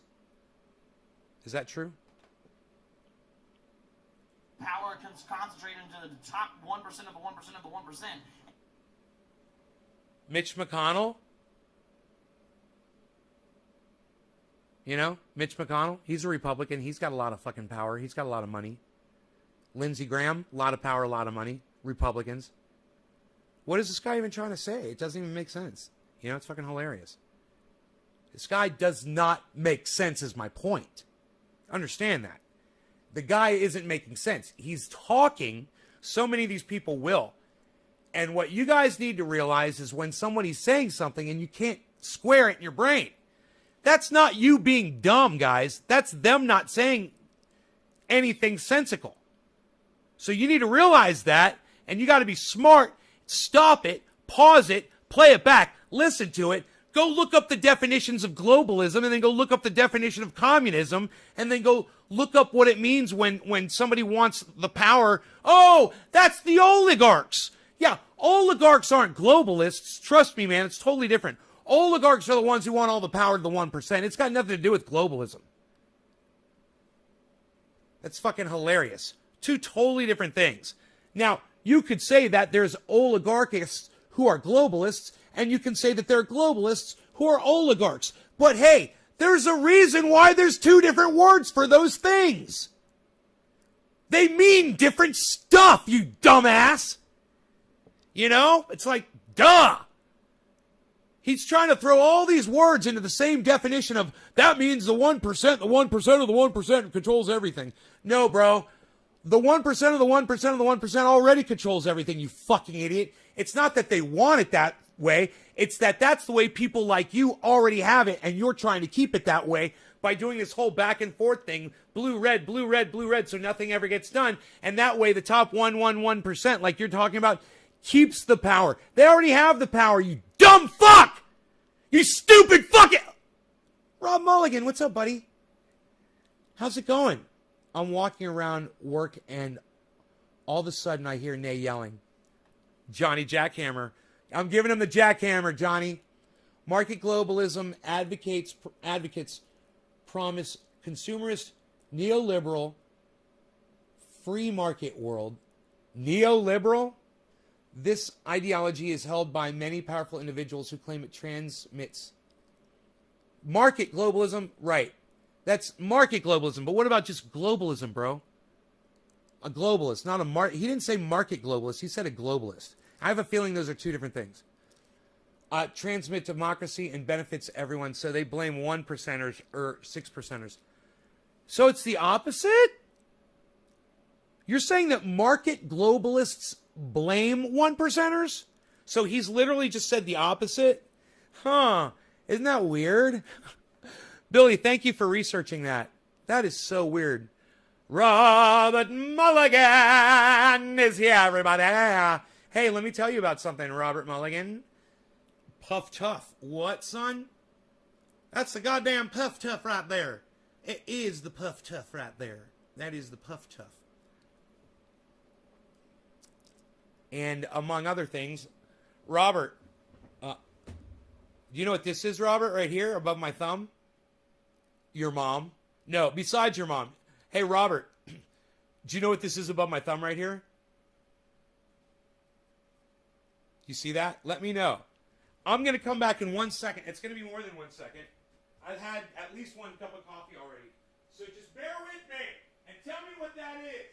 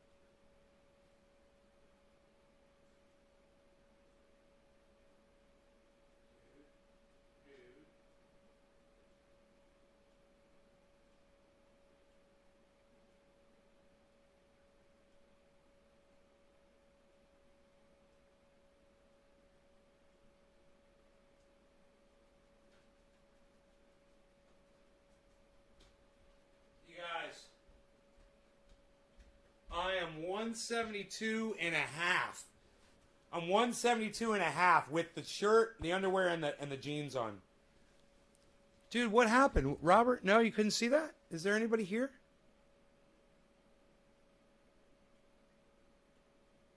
All right, nobody said a goddamn word while I was gone. Is there anybody still here? Hello. Are we still live? Hippie chick says woohoo.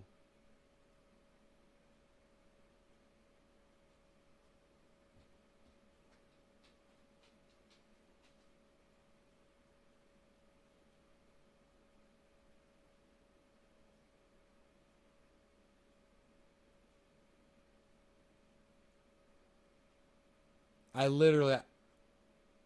Where here?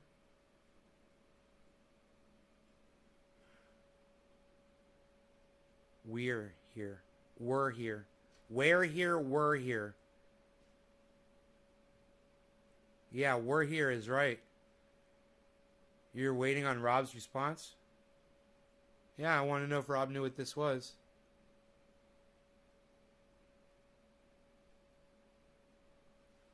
But, he never responded. I can kind of make out what it is, but the color is awesome.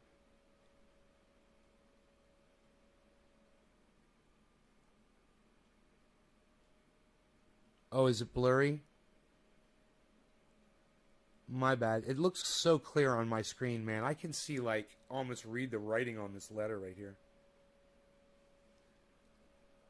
I guess Rob fucked off. I think he did. Anyway, let's hear what Kyle has to say about this because this is going to get to something that I want to talk about. That's the door-to-door vaccination. And take all rights away from everybody else. And so don't look at the person, look at the policies. Because right now what's at stake is the future for the next generation. And don't look at the person, look at the policy. Once again, what is he talking about? What person? It doesn't even make sense. Stop sending cookie-cutter politicians to Washington, D.C. that have pleated pants and tassel loafers. And now they're starting to talk... What? It's just like he's just riffing on right-wing talking points and trying to chain them all together, and it doesn't make sense. And do people really believe that that's all you have to do now to be a politician? Or are Republicans literally this satisfied by someone this dumb who just recites unchained together talking points from the right wing that make no sense and have no meaning and have no place in the conversation that he's having, and you're literally satisfied by that? Republicans, if this is the up-and-coming leadership that you have to look forward to, this guy makes Mitch McConnell look like a fucking master wizard. like a Jedi Knight. Talk about going door to door to be able to take vaccines to the people. The thing about the mechanisms they would have to build to be able to actually execute that massive of a thing, and then think about what those mechanisms could be used for. They could then go door to door, take your guns. They can go door to door, take your Bibles. Yeah. And so it's serious. And brother, I've got to get backstage, but No, man, I absolutely I look appreciate forward to it. being on your show another time. This is the new right-wing talking point. He's just repeating what someone else said the other day. Oh, they're going to go door to door. They could take your guns. They could take your Bibles. That's exactly what Tucker Carlson said on his show. Right? So they're all going to repeat this now for the next fucking month. We have to listen to this because they're all a bunch of parroting idiots. And they'll bring it up even when they're talking about something that's completely unrelated. Imagine thinking Joe Biden is going to take guns or Bibles. Yeah, that guy's going to do gun or Bible confiscation. I find this stuff incredible. First of all, Joe is a religious man himself. He's Catholic. Catholic is under the branch of Christianity. You know, Redneck C. Bud Cannabis, once again, you're acting like a fucking 2-year-old. It's a goddamn live chat. Dude, why are you an old man and you act like you're a fucking child? Why do you literally come on here and act like a fucking little kid, bro? Stop. Who fucking cares? Nobody cares that you're blocked on my live stream, man. Nobody could give a fuck. You know, you're fucking, you're screaming into the wind right now, bro. You just let it go. Grow the fuck up. You weren't playing my games. You were acting like a little child. What you should have done was gone and researched what I told you to research. I'm trying to make you smarter. It's obviously not working. So, in theory, he believes in the Bible. You know, his religion nominally believes in the Bible. Why would he confiscate Bibles? Why would he do that? Even on the gun front. Okay, so I will give the Republican credit over Kyle Kalinske because now what the guy said makes sense. He said, look at the policy, not the person. And all Kyle is doing is looking at the policy. This was the problem when Barack Obama gave the president the right to lock people up and call them enemy combatants. I can't believe Donald Trump never thought to use that against people because Barack Obama made it possible. Enemy combatant. You guys remember that? Remember that law Barack Obama signed, that bill? Indefinite Detention Act? Yeah, I couldn't believe Donald Trump didn't start locking up reporters, man. He had it. He could have. Fucking hilarious. The Democrats have been very upfront and honest about the things. So I will give the Republican douchebag credit for the one thing he said. Look at the policy, not the person. It's true. He's right. And look what Kyle did. He looked at Joe Biden. Well, what about the next leader, fucking Kyle? The guy made a good point. What about the next person? Could take advantage of that sort of mechanism. It's true on that level, but I just don't see the inherent evil in when we're trying to just end an epidemic and trying to use that to come take your guns away. It's fucking hilarious. You know, when they go to your door to give you vaccinations, do you think they're going to have like a troop of soldiers there to make sure that you stay in line and you adhere, that a couple of nurses maybe with a little cart and a box. They knock on your door and they're like, hey, yeah, you guys want the vaccination or not? That's it. Things that they... I don't see the vehicle that this guy's talking about to come get my guns, because if you're coming to get my guns, you're going to need a big vehicle. You're going to need a tank, because I got some fucking guns. And if you're coming to take my guns, I will shoot you in your fucking faces way before you step on my property. I'll be waiting down at the end of the street for you to pull into my fucking neighborhood. Support. And, the strongest pieces of legislation that you'd ever see from Democrats is like ban on just assault weapons, ban on high-capacity magazines, universal background checks, things of that nature. Things that will still... we have hundreds of millions of guns in this country, and most of them would be totally left alone. And, by the way, none of the regulations are retroactive, so it's not like hey, we're going to ban assault weapons, and so if you already have them, we're going to like come and take them from your home. No, it would be from here on out. They can't sell them anymore. But I don't even think they're going to be able to do that. So this conversation is null and void. It's a moot point. Like, none of that. And on that, I agree with what Kyle is saying. I totally agree with Kyle on this point, that they are not going to try to use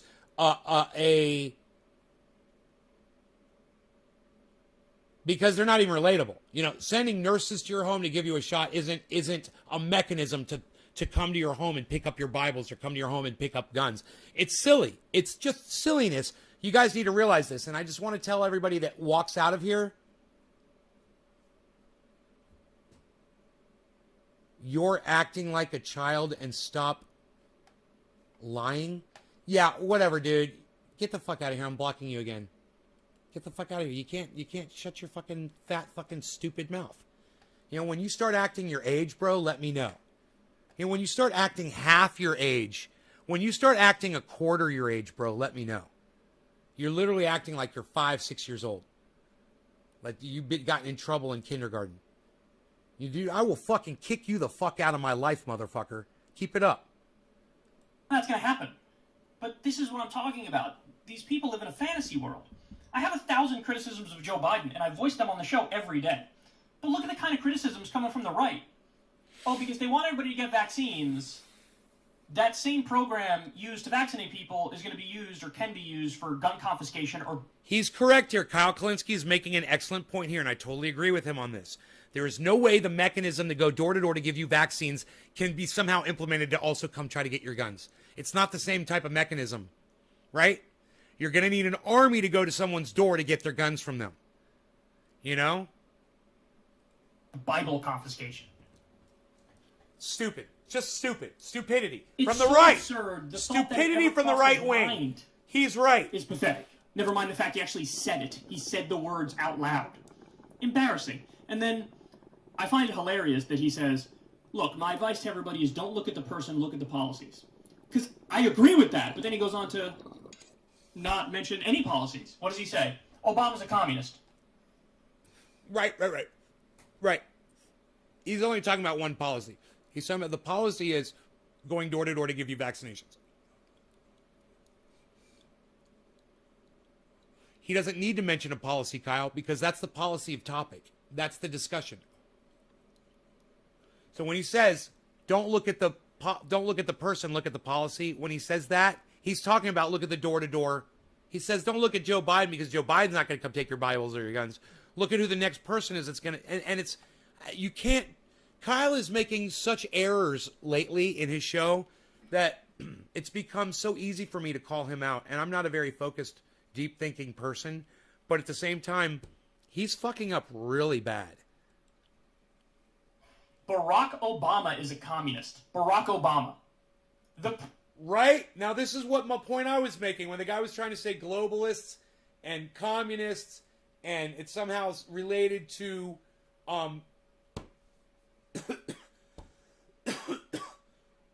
wanting to go door to door and give you a vaccination so we can end a goddamn epidemic that's killed 600,000 Americans. Private sector grew under his presidency. He created a lot of private sector jobs. Government actually shrank under his presidency. No, it's not pressuring them. It's hey man, do you feel pressured to join the goddamn the Mormon church, bro? When they come to your door, knock on your door, and ask you if they can preach the gospel to you? Do you feel pressure?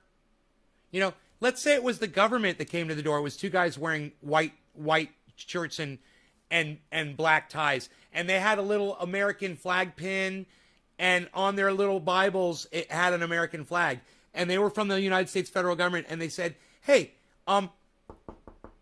so you're like, that's me. I don't want the dog to think it's me. Rogie, it's me. He keeps thinking somebody's here because I'm doing that. It's just me. Good boy. You get a rap on your door, and you look through your peephole, and you just see two guys holding a book, right, from the government, you know, and you open the door, and they say, hi, would you like to let us in your home or even come outside and so we can preach the gospel to you from the United States federal government? And you'd say, no. And you close your door. Right? Where's the pressure? Rascal, show me the pressure when someone comes to your door and asks you if you want something and you say no. You know, a guy comes to your door and knocks on your door and has a flyer and says, hey man, we have a lawn service. We just moved into town and we're trying to get some service here. This is what we offer. And you're like, I've already got a lawn service, or I cut my own grass, or my son does it, or I've been using the same person, or my neighbor does it, or whatever. Do you feel pressure when they come to your door and ask you? Thing is that I said, well, what's the power that the federal government's going to have? Rascal, what's the difference? Whether it's from the federal government or not. You know, when the mail postal carrier comes to your door, Rascal, when they come to your door, think about it. Postal carrier comes to your door. They knock on your door. They've got a United States federal government seal right on their fucking arm, bro. They're a representative of the federal government. And if you fucking molest, harm, assault, batter, or murder a United States postal carrier, you're guilty of a fucking federal offense, bro. You understand that? That's a representative of the federal government, right? Come to your door. They knock on your door. You answer the door. They're like, hey, you forgot the postage on this box here. Do you want to? I can't take this. Do you feel pressure because it's a federal government employee? Explain that, Rascal. It's different for you on the U.S., but in Canada, they are pushing a vax passport. Bro, I got a vax passport. What's wrong with the vax passport? I got one. I love it. I can travel, and I don't have to worry about fucking infecting people on an airplane with my ignorance and my hypocrisy. I got my vaccinations. I'm good to travel. If you don't want to get a vaccination, you don't deserve to be traveling, motherfucker. You're putting the whole world, I don't know if you've noticed this, but we're in the middle of an epidemic right now, and everybody needs to take personal responsibility. Okay? That's just the way it is, man. You know, if you've never had personal responsibility in your life, come on, wake the fuck up. No, it's not. No. You know what divides people? Ignorance and hypocrisy. That's what divides people. You need to wake the fuck up, bro. You need to stop being so fucking hypocritical. You think you're not getting a vaccine? Is that what you are? You're anti-vax? You think you're somehow helping the world by keeping your rights? Dude, I got my vaccines. I still got my rights. I got my guns. I got my cannabis. I got my home. I got everything I'm broadcasting on the internet every day. Yeah, all right. Well, Rascal, I tell you what. Go complain about it somewhere else. You're now added to my block list. And I don't need this kind of anti-vax rhetoric on my live stream. Mainly because it's just not true. You're just an idiot. There's literally 99%, more than 99% of the people that are dying from COVID in the hospital are unvaxxed cunts like you and your unvaxxed cunt family. So get your unvaxxed cunt ass out of my podcast. All right? Like I said, man, it's like an orgasm after one of those, man. I feel like a bong rip, you know, like an after sex toke, if you will. Whew, it was good for me. Was it good for y'all? I can feel it. Can you guys feel it? Can you feel that energy? That electricity in the air? Dude, there is something about a troll allowing me to fucking pontificate and make sense and make points. And I don't care how hard you're trolling or who the fuck you are or what your intent is. What always results in every interaction with every fucking troll bitch on here is I end up using them to stand on like a platform to announce stuff to my audience. I stand on their shoulders. I stand on the shoulders of trolls to get my message out to more people. Because if it weren't for that troll piping up in my podcast, we wouldn't have been talking about that, you know? It's actually a really good thing. I want another splash of Covfefe. He didn't nationalize dick. He didn't give nationalize dick. Workers the means of production. Dick. I fucking love it. On what planet is he a communist? These people are so disconnected from reality. It's unbelievable. And then his reasoning, by the way, is, oh, he's a communist because he wants to grow the 1% and give all the power to the 1% of the 1% of the 1%. What? And what do you think Trump did? I mean, Trump, his biggest legislative accomplishment was a tax cut bill where 83% of the benefits go to the top 1% in the long run. By the way, I'm not even arguing that Obama didn't help the 1%. He did help the 1%. But number one, that doesn't make him a communist. Number two, the Republicans are just as bad, if not worse, when it comes to serving the 1%. Who are you kidding? Unbelievable. Unbelievable. Rising star in the Republican Party. A guy who completely talks out of his ass and says insane things. I don't understand how this has appeal to anybody. I don't get it.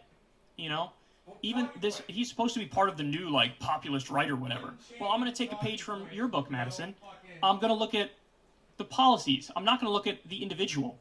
So Josh Hawley, who's supposed to be like the leader of this populist right, resurgence or whatever, he wasn't even for a $15 minimum wage. Populist right, my ass cheeks. He's not even for a $15 minimum wage. He's not even for the PRO Act, which is pro-union legislation. He's supported like different right-to-work laws, which is anti-union legislation. You're not populist if you're not for raising the minimum wage and you're not for unions. You're not populist. So when you look at the policies, there are no elected populist right people. So this is frustrating, and we're going to have to deal with this guy for however many decades, which is God, right? annoying. Until he becomes the president of the United States. This is our future, man. This is your future. Those of you that are younger than me, I'm going to be long gone, and I don't know if the planet's still going to be here. If the human race is going to be here or not. I really don't. I don't think they are. But if they are, man, and government still exists in 10 years, man, fucking 20 years, these motherfuckers become president leaders.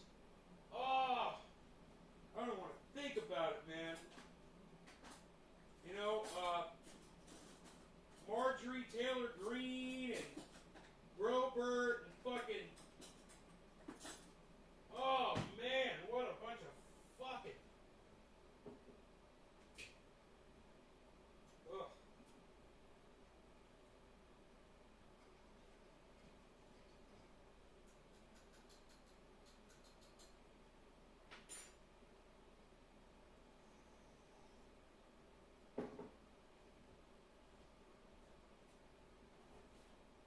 Just a teaspoonful of cream helps the cafe go down. The cafe go down. The cafe. My dog has not gone outside yet. My dog has not gone outside. It's fucking 10 o'clock in the morning. He's been in this home for 10 hours, and he hasn't gone outside for 10 hours. Maybe, no, more, 12, almost 12 hours, I'm sure. Wait, no, he did go out right before we went to bed. That's right, he wanted to go out. Last thing, I remember he went to the door, I let him out. He was out for like 5 minutes.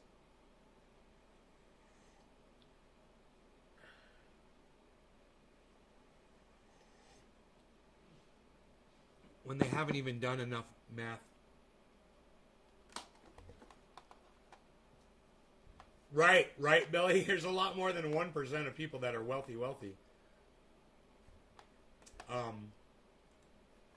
That are in that position that they just don't give a fuck about you. Hey, man, there's people out there that got $3-4 million. I know them. Okay, I know them. They've got beautiful homes. They've got a lot of money. They don't give a fuck about you guys. They couldn't give a fuck about you guys. They talk about it.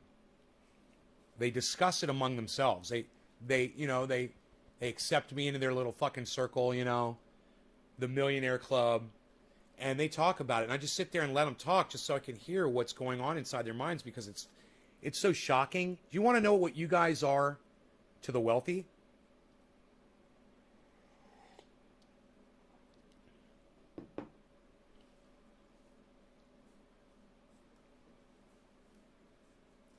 You can either serve them as the help, and that gets you in somewhat, or you can be the dirty people out on the street. And that's what you are. That's how they look at you. You're vermin to them. And there's exceptions like me. But boy, oh boy, man, you know, there's exceptions like Jimmy Dore. There's not a lot of them, man. You know, Jimmy Dore is a pure person. He is of the purest. He says that he can be bought off. He's like, if they give me $30,000 a day, I'll fucking lie like Rachel Maddow does. But nobody will have me. I don't believe it for a second. I don't think Jimmy Dore could be bought. I don't think you could give Jimmy Dore $1 million a day. And I think Jimmy Dore would look at $1 million a day to lie and misrepresent himself. And he'd just be like, you know, I got everything I need in life. I don't need $1 million a day. Just like me. No one has ever contacted me and offered me money so I would say something that was opinion based. You know? They never have. It's just not. They're like, hey man, you give you $1,000 if you talk about this or you talk about that. It's never happened. I would be shocked if it did happen. But you know, I don't have a platform, so it's. I mean, I wouldn't have been surprised if it would have happened back in the day when I had the platform. But now that I no longer have a platform, you know.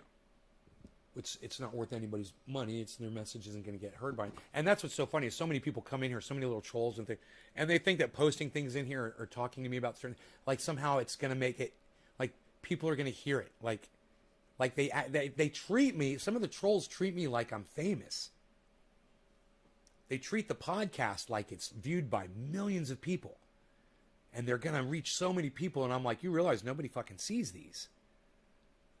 On the grand scheme of things, me having even 500 to 1,000 views across 16 channels is not even a grain of sand on the beach. Oh, by the way, I've fucking watched almost all of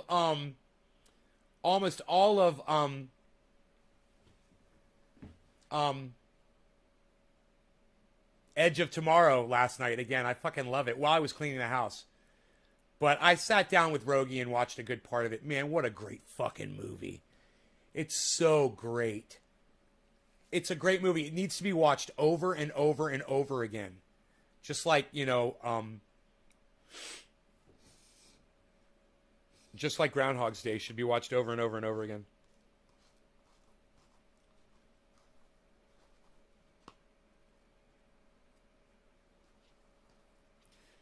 God.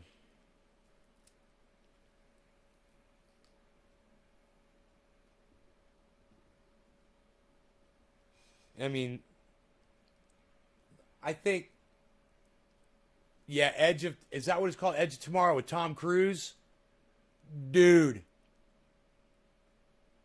Or is it Edge of Tomorrow? Is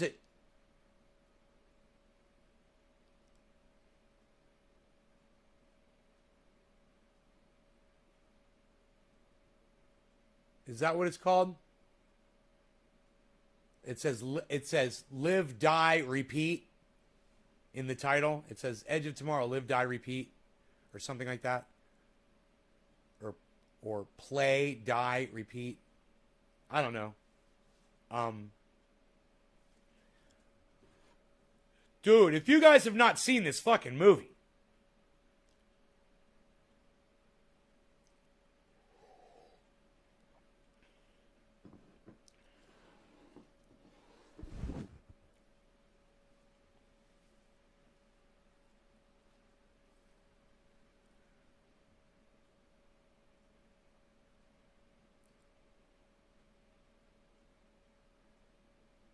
(2014), one of the best movies ever created, man.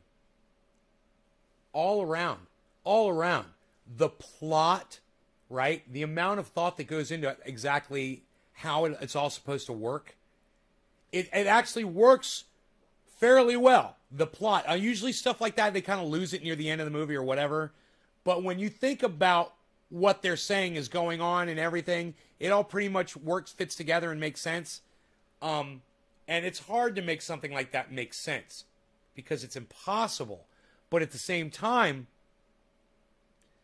they do such a great job of portraying the plot and portraying what is going on and the repetitiveness of what is going on. And man, it's just, you get the plot, you get the excitement, you know, you get the special effects are fucking great. You know, I got this thing about, you know, the newer movies that came out after it went to the 2000s, the special effects were just too goddamn fast. And this was one of those movies where the first time you see it, dude, it's way too fast. You know, the special effects are way too fast, and it's very hard to keep up with what's going on. That's that whole X-Men, what's that? Not even X-Men, it's the,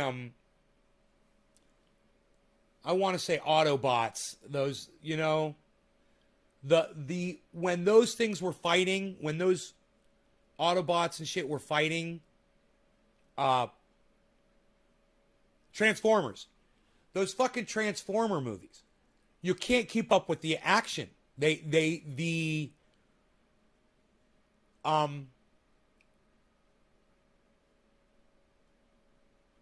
movements and the multitude of movements simultaneously going on a screen.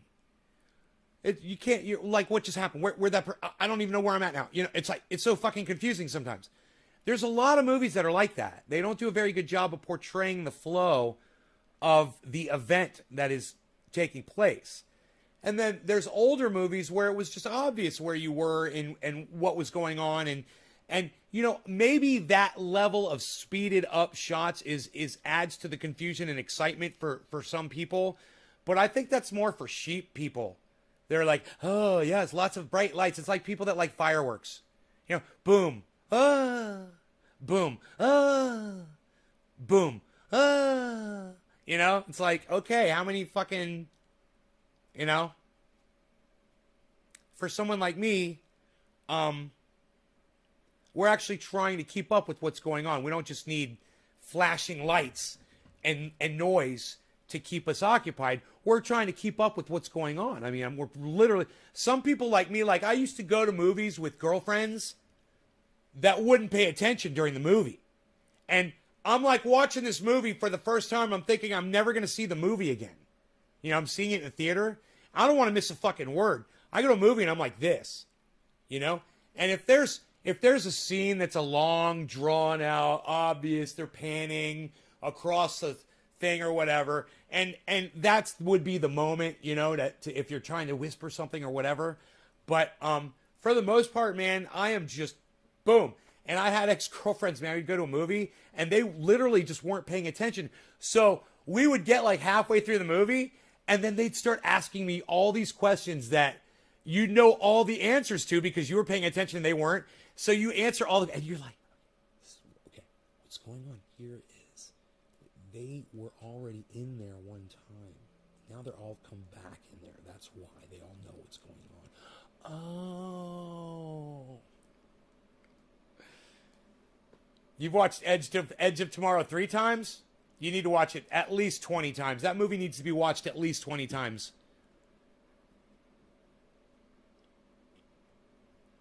You cannot stay focused.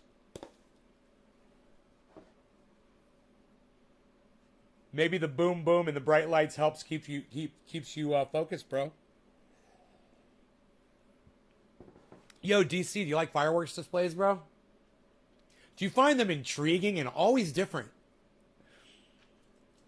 You know, someone says, you know, they come up with new patterns and there's new designs.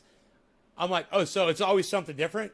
And they're like, yeah, it's always something different. So it's not always fireworks being shot up in the air and exploding and making a loud noise. It's not always that. Oh, I guess it is always that, isn't it? Well, yeah, it is. It's kind of like you're looking at a painting, but this time it's a different painting.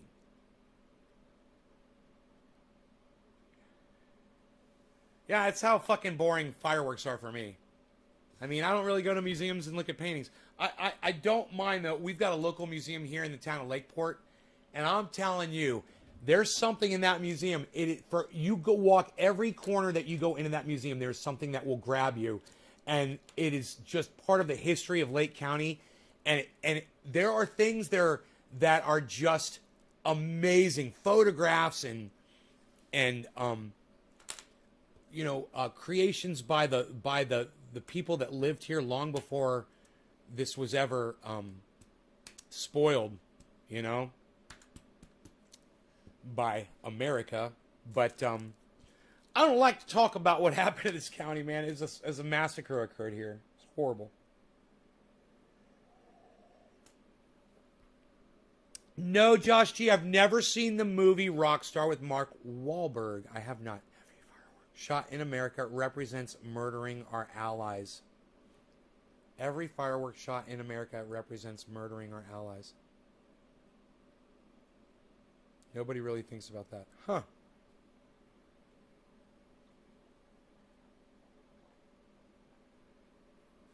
From the Star Spangled Banner. This covfefe has 1 teaspoonful of creamer in it. Creamer sugar. Maybe, I don't know, maybe less than a gram of sugar, whatever. But it's just enough to just make it so good, man. Oh, man. I don't taste the sweetness at all, but the coffee is just so non-bitter,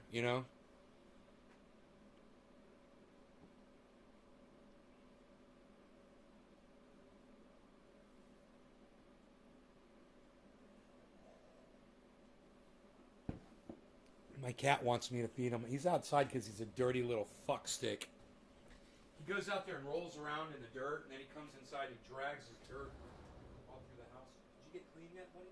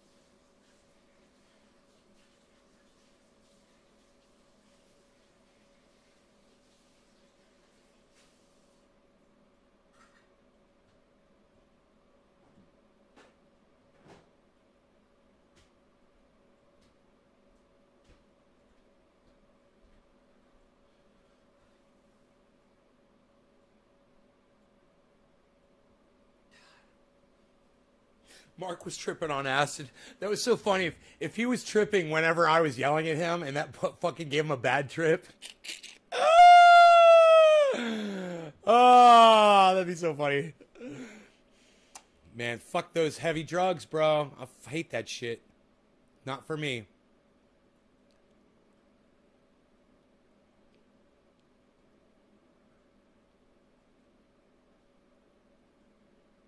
Oh, it's Russell Brand, Billy. I won't click on that because Billy is here and I love Billy. I love Billy more than I love Russell Brand. Way more.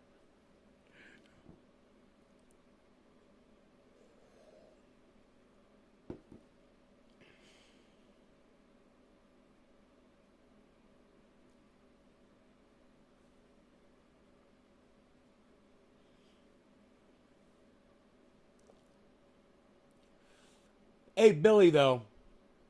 No. Will you tell me why you hate Russell Brand so much, though? Because I love you, bro, and I want to know why. Because I think he's amazing. And, hey, man, he says things I totally disagree with, man. I totally disagree with some of the shit he's about. Understand that. I mean, but I find something redeeming in almost every human being on the planet now. Even the trolls that come in here and say horrible things, like I said, I stand on their shoulders and pontificate. You know? I'm still fucking alive right now because trolls gave me some content. Octo UK 77, you don't even understand how much I appreciate having another viewer. Would you consider hosting me on your Twitch channel, bro? I'd smoke this bong rip in your honor and everybody else that's sharing in this live stream and everybody that's watching it as well.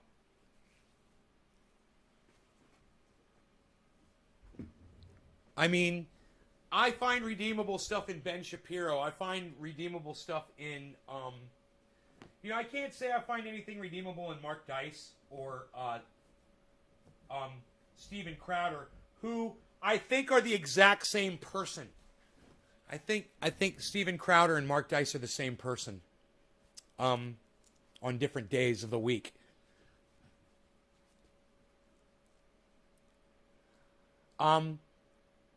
Someone like Charlie Kirk,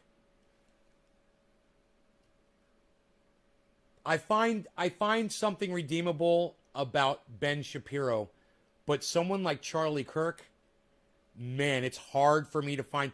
You know, someone like Tucker Carlson, he had Jimmy Dore on his show. That's redeemable. You know, he agrees with what's going on with Julian Assange. That's redeemable. I'm a recluse. Go for bong. Yeah, but host me anyway. He just irks the fuck out of you. He's the kind of guy that would wear a thermal shirt and sit in front of chopped wood for an interview without a bead of sweat. He's fake as fuck, in my opinion. Do you know that he said, he literally made a comment about the wood, bro. He was sitting in front of it, and he said, this really trolls the fuck out of my audience when I sit in front of this pile of wood here. And I got such a kick out of it because, listen, bro, Billy, admit it. Admit it. Come on. Wood's cool. I love it. I got a sawmill. Wood is cool, bro. Wood is cool. I mean, even though that was probably his firewood for wherever he fucking lives, wood's some cool shit. And, you know, we've got that. That's redeemable. He's got the wood, bro.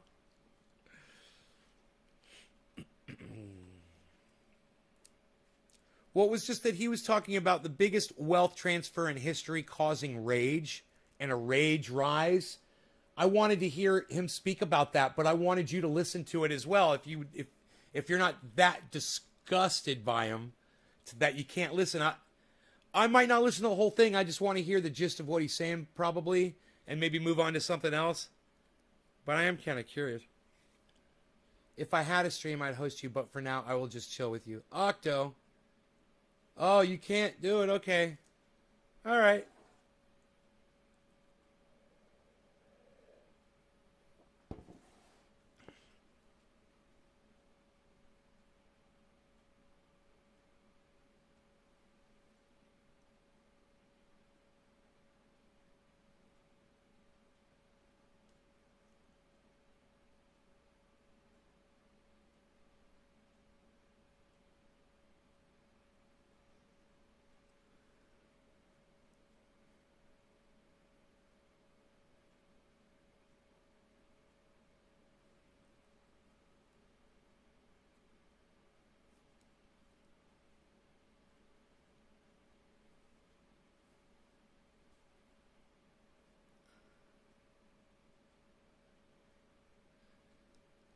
Yeah, Jimmy Dore puts makeup on. I put makeup on. I fucking put makeup on this morning, bro.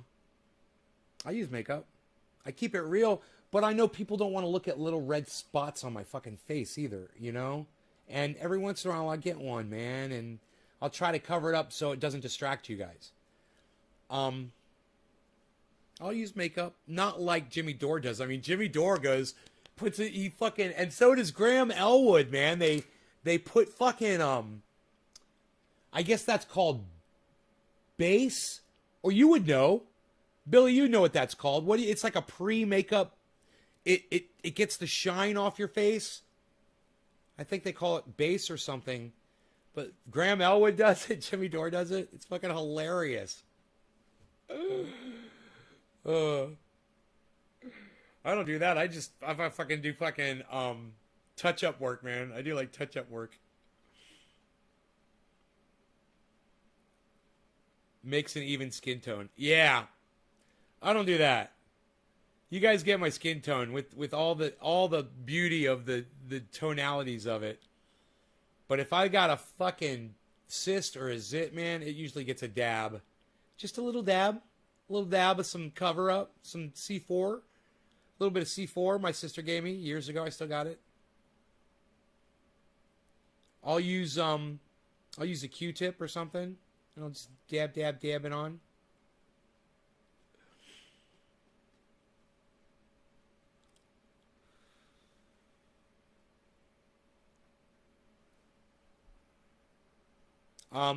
So I don't really come down on him for wearing makeup, bro.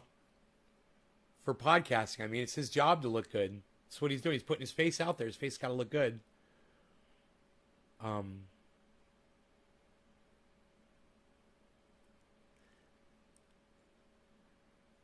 But I could pick him apart too. I mean, there's things about him I don't like either. I hate his whole belief in God and shit. I fucking hate that shit. You know, I think it's a weakness. You know? He thinks that all of mankind is mentally bound together with some sort of vibration. Yeah, I just don't buy that bullshit. I don't buy into that bullshit, I should say. I don't purchase it.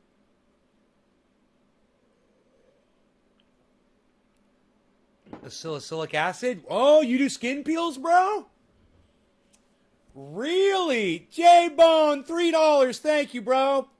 Parrot character punching the air with fist and bump written on his knuckles. Fist bump. Fist bump. Fist bump. I'm guessing it's something like that. The parrot character. That's right about God. Hey, Randy Church, blocking you again. I'm not having you in here. I told you I can fucking block you all day, motherfucker. Right? That's what I said. I said I could just eviscerate you from my life, bitch. I'm not here to fucking talk to you. Okay? You used to be great in the live streams, man, for a long time. And recently, you've been acting like a child. And I don't care to hear your fucking opinion. You're a distraction. Yes, Randy is ORF. Yes, Randy is many, many, many names. And like I said, there was a time when I was seeing growth and I was really happy. The other day he contacted me, said, hey man, I was driving. My daughter was kind of playing telephone between us and I apologized. And I was like, no problem. Not at all. But, you know, then he comes in and he says some very sideways things to me. And I don't give a fuck what his belief in God is. And if he disagrees, I'm not here to argue about it. I'm not here to argue the existence of God. I know I'm right. And I know you fucking idiots that believe in God are wrong. And that's up to your idiotic selves to believe in it or not. And I don't give a fuck if you do or don't. All I say is don't come in here and try to throw it in my face like Randy just did again. You know? You guys want to believe in God? I'm cool with that. I think my friend Rob does. You know? I wouldn't be surprised. I wouldn't be surprised the Iceman does. You know, my best, closest friends, I'm pretty sure Dino still believes in Jesus Christ. Pretty sure. And I have no problem. These are my best friends, man, in the whole world. Yeah, I have no problem with that. You know? But they never try to impose it on me. See, I don't even know what their fucking beliefs are. I don't even know what they really believe because they don't try to fucking impose it on me. You know? So I'll keep my fat fucking mouth shut about it if you'll keep your fat fucking mouth shut about it. But you want to try to call me on it? Oh, no. No, I'm not here for that. You have to come in with another name, Randy. You want to keep playing the game? You want to play my game, motherfucker? Come play my game. Because I'll keep playing with you. Here's a question. Why don't you log all those accounts in simultaneously, bitch? You know, get me like 32 more fucking views per show. Just ask them if God could be an alien.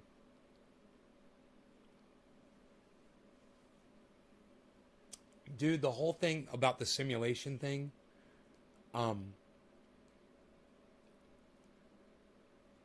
it goes so far beyond, let me just, people who say it's a simulation, it's the exact same thing as saying it was a god. That's all simulation is. There's a god that created the simulation that we're all in. You're just anybody subscribing to the simulation theory, anybody that's gone on Joe Rogan and talked about the simulation as if they believe in it. Okay? I'm not saying people that are explaining what the theory is.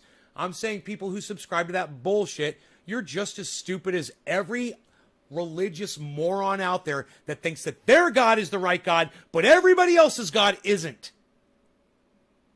Your God is the theory of a simulation. That's just, you just call it a simulation. That's your God. You're just another fucking religion.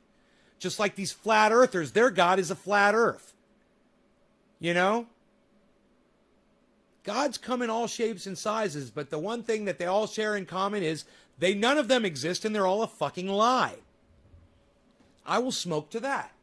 Someone fucking share that bitch on the goddamn internet. Cheers, everybody. I want to thank everybody that's here. I'm so glad that I stayed live, man. I was a little discouraged earlier. I almost stopped the show after an hour because there were just a few people here, but I hung in there. You guys hung in there, and everybody that's still here, especially my core 12 people that were here, we built it back up again. I love you guys. Thank you. This is for all of you that are here watching this, and everybody in the future that watches this show, too. I hope you guys get more than just, you know, a laugh out of these shows. I hope you get some education and enlightenment as well. Cheers.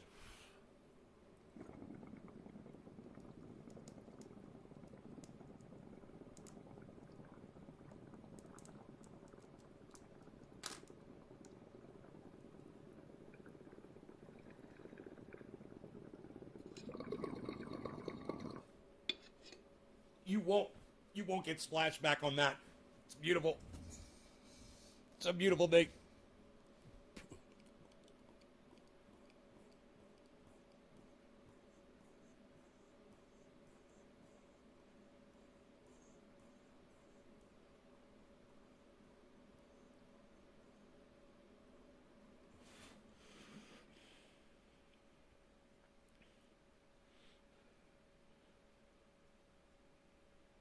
Every time I start to trust someone's brain, they say some God shit, and I puke my pants. Right. And then you find out that the atheists are just as fucking ignorant as the religious when it comes to cannabis. And you're like, you guys are just as stupid.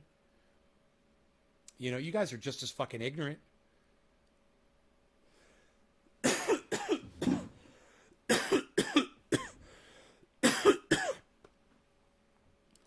I mean, I'm not saying Matt Dillahunty has to take my triage oil, which I used. I had a sore throat yesterday, man, from smoking cannabis. I hurt my throat. And I grabbed some of this, took a nice little dollop on it, swallowed it down my throat. Boom, pain gone in my throat, pain gone. Matt Dillahunty is petrified of this to put it on his body even, just to put it on his body for pain. And I'm not here to sell him mine. I would give it to him for free, and that's what I want to do. I want to send him some for free, and I want him to give it to all of his friends, too. I would have sent him a whole fucking case if I thought he'd give it to his whole atheist community so they can all learn about cannabis and how amazing it is. But it wasn't about that. It was just about him knowing that the ingredients were 98% coconut oil, 1% peppermint oil, 1% activated THC oil that you can grab out of any bubbler. There's the secret, guys. This is not proprietary. This information is available for you to make at your homes anytime you want with the bag of cannabis that you already have. You can make this anytime you want.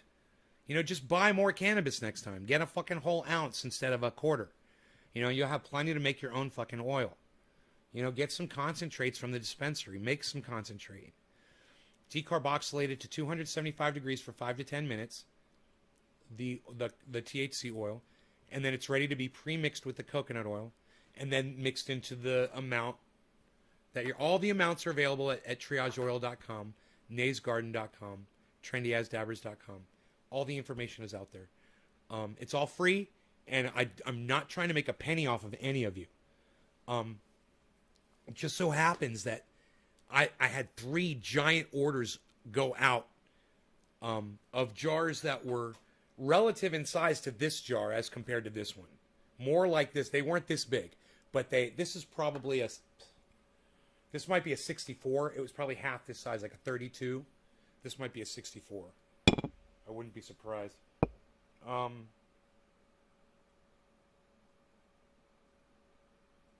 But 3. Each of those totaling $360, man. They all went out within the last month. It's fucking insane that those all went out. But that is how popular and that is how good the shit is. Someone will literally give me $360 to give them, you know, what is it, 32 ounce? Yeah, 32 ounces of this stuff. 32 of these. Is that correct? I think it is.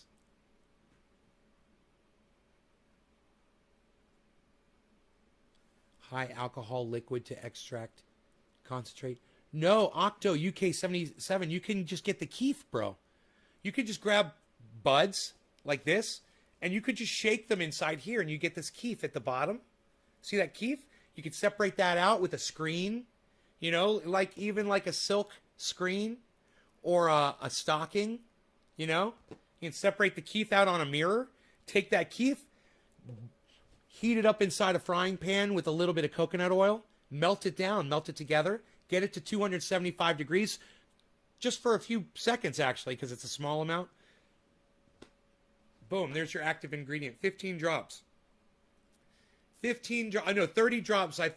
30 drops of 50-50. 15 drops of THC oil in this, and you got 1 ounce. Yes, THC crystals. Yeah. THC crystals. They're called trichomes. They collect. It's called keef. It collects at the bottom. You get a grinder if you're grinding your buds.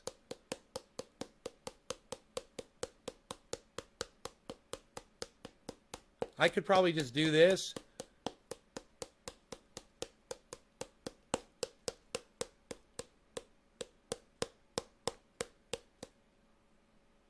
Here, there you go. Look. That's just a quick example.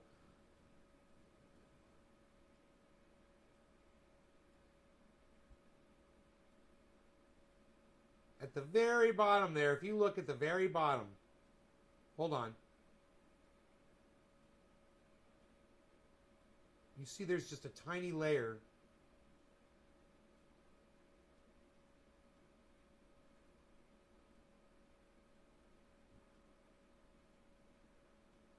Here we go. Here we go. Look at the very bottom. You see the sand at the very bottom?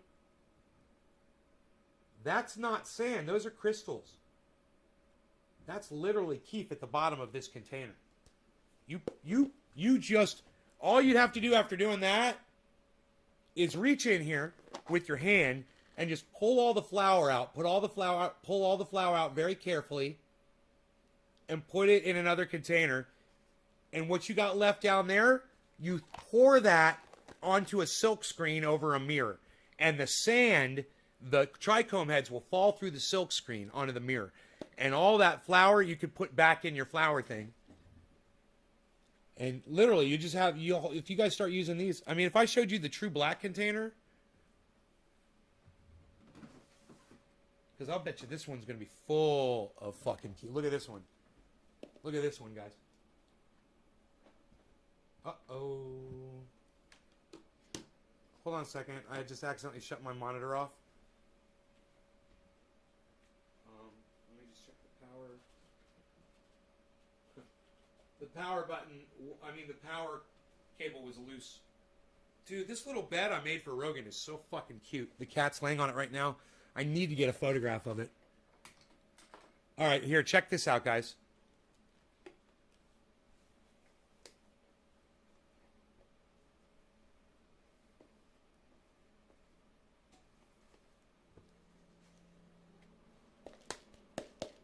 Here, I'm just going to do the same thing this one real quick.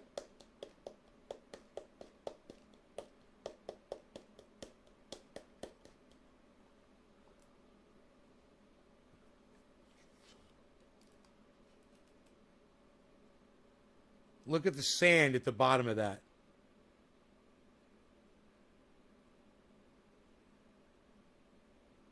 That's what we're talking about right there. Those little granules down there, and that's almost white. Look at how blonde that stuff is, guys, compared to the Jack Herer. Yes, yes, yes, yes, yes, yes, yes, yes, yes, yes, yes, Phil, yes, Phil, yes, Phil, yes, Phil, yes, Phil, yes, Phil, yes, Phil, yes, Phil, yes, Phil, yes, Phil, yes, Phil. Look, Aiden loves me. Thank you, Aiden Glaucus. I like refried beans. That's why I want fried beans, because maybe they're just as good as we stuff. Would putting some RSO in it be like decarboxylated material? RSO is exactly the ingredient of the active ingredient of triage oil is basically concentrated cannabis oil, which is what RSO is. Concentrated cannabis oil. You could get it right there. You can get it right there. You use one of these, you can just, every time you're done with your, and you guys won't even miss it. Just imagine if you just kept your cannabis in one of these. Okay, let's say this. I'm going to go ahead.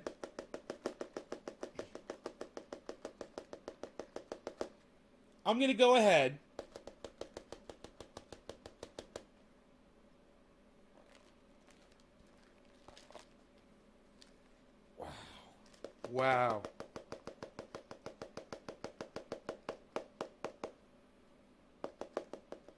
And I'm going to show you guys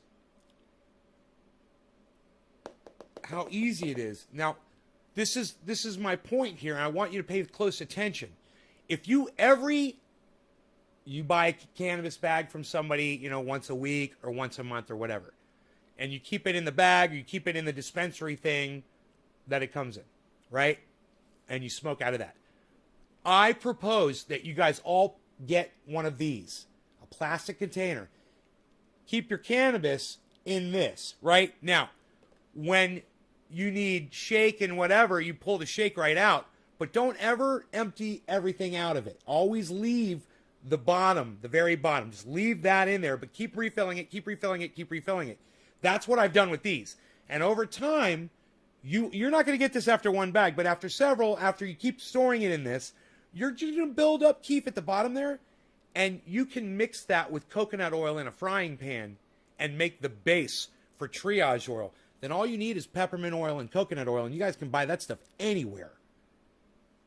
And you could be making this stuff yourselves. I make it 5 gallons at a time.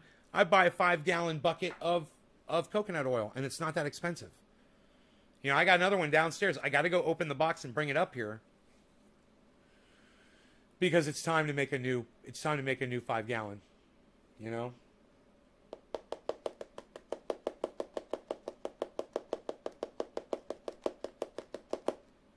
I'm going to show you guys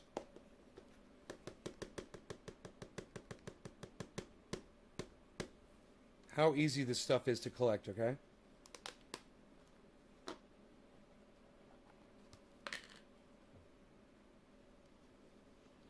So, I'm going to take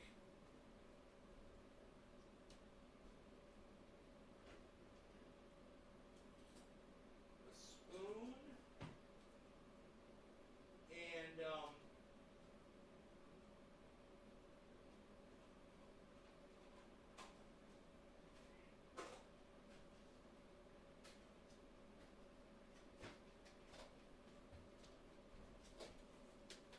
another one of these containers here. Right?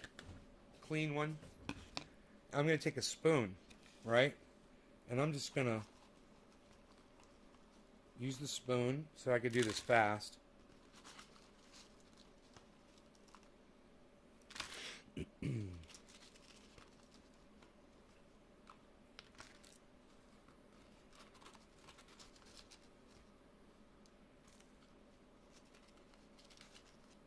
Oh, this smells so good. Like I'm dipping this into blueberries. So I'm just getting all the big chunks that I would smoke in my bong basically out of here, right? I left the shake. There's a little bit of shake in there, right? So now I'm going to take this. Actually, let's reverse this now. Let's put the number 1 on here, because that still is my number 1. It's just in a different container, and we can keep it like that. And now this, we can put this new top on here. Right? Now, we knock all this stuff. And now there's no longer any buds in there, right? Phil, I don't know what that is. I'm sorry. Dimethyl sulfoxide. I don't know what that does. You got me on that.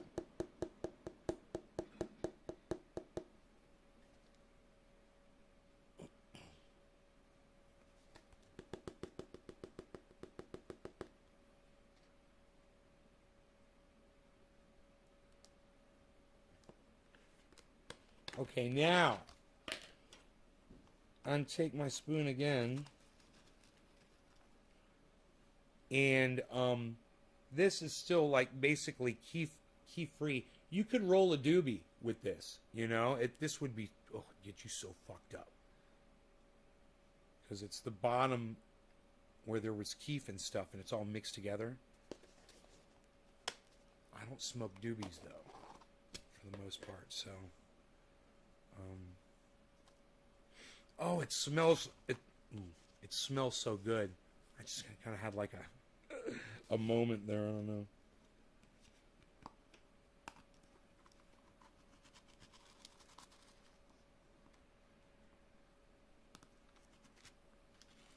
Okay. That is pretty close.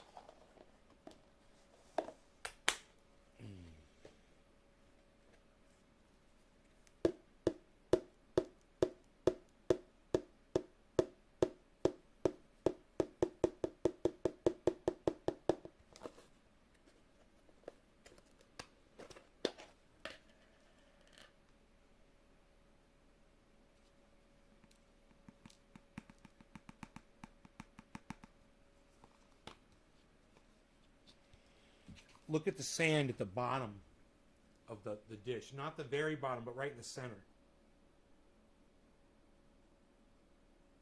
That's all keef in the middle, guys. Except for the little bit of shake you see. See all that gold sand in there? And you can collect all that to one side, and I could find... I've got a little keef box. Here, let's do it. Here, let's do it. Watch this.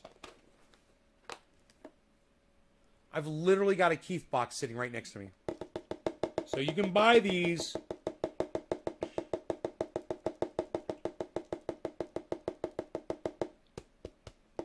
You can buy these at most dispensaries, right? And this is how you separate that little bit of keef that's left in there. I mean, the little bit of shake that's left in there with the keef.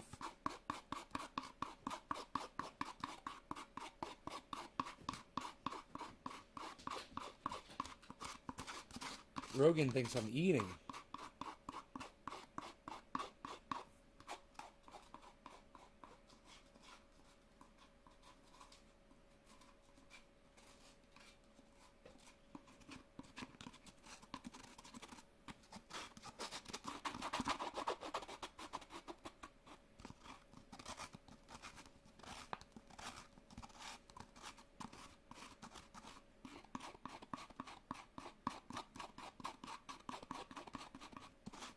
All right, so I scraped the walls too, man. It's full of it everywhere. All right, scraped all around. Now, watch this. We're going to come over here. We're going to grab this Keith box, and I'm going to show you how these things work. I got several of these. This one, this I think may have been made by Billy's and my acquaintance woodworker. He's got a YouTube channel. Big Joe Kasoulis. He used to love us. He used to love us. So, I want to show you the mirror at the bottom. There's basically nothing there. You know, there's a little bit of whatever underneath, but really not much anything. But I'm going to show you how this works. There's a flat up. Rogie's ready to go outside. Let me just let him out.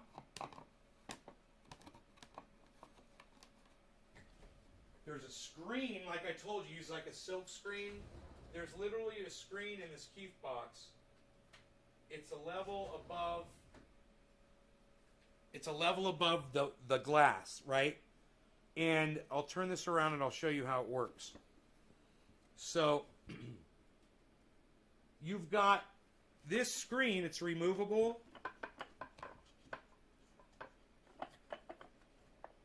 I believe. Yeah, it is, but it's in there nice and tight. I'm going to leave it. And you've got this as well to push your shake into. You put your shake on the screen. I'm going to dump it out. Oops. Oops. There we go. This goes in here. All right, so.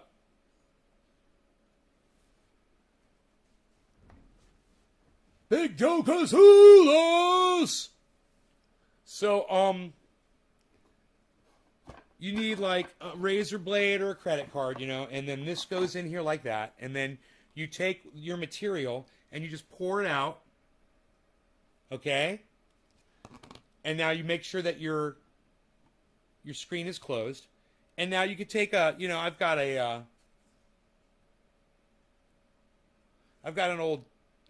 got an old card here that you use to scrape, or you could use your fingers. I prefer to just use my hands, and I'll just go like this and gently move the material around towards the very center of the screen. I always want to move right towards the center. Now, if there's a stem or something prickly in there that I feel, I try to remove it. That's in there. So if there's leaves, they'll normally break down. But here, right there, I found something, little thing. I'm going to get that out of there. And as I find little prickly things, and the reason why you want to get prickly things, because they could be pieces of stem. And if you press too hard, after doing this for a while, you could press too hard, you can poke a hole in your screen. So you want to remove the hardened debris that might be stem related. Like here's a stem. You want to pull that out. Oh, I should throw that in the garbage, huh? There we go. And you don't want to apply any pressure until you're 100% sure that there's no more debris in there that could poke a hole in your screen. And there's another piece of leaf or something. Here's another piece of stem or something. We'll roll that off. And you can use this little tray on the side. You could use this little tray on the side to roll those particles off to do it quick, you know.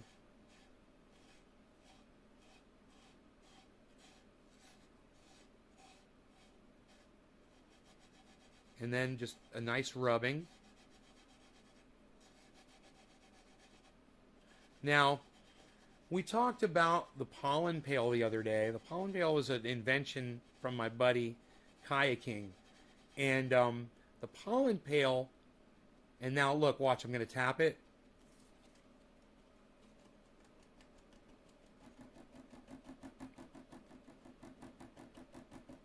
That's going to help the key fall through the screen.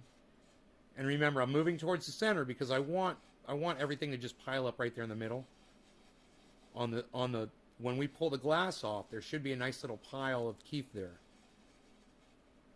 So there's a little particle right there. I'll just kick that into the tray there. We're almost in full rubbing mode here, which I'm going to show you. There's actually a more efficient way to do this, but I want to make sure I don't have any more stem in here, because we do put a little bit of pressure on there, just the weight of your fingers, right? Okay, tap right in the middle. It'll all come to the middle if you tap right in the middle, generally. Wherever you're tapping with your fingers. Alright, now we'll use the card here.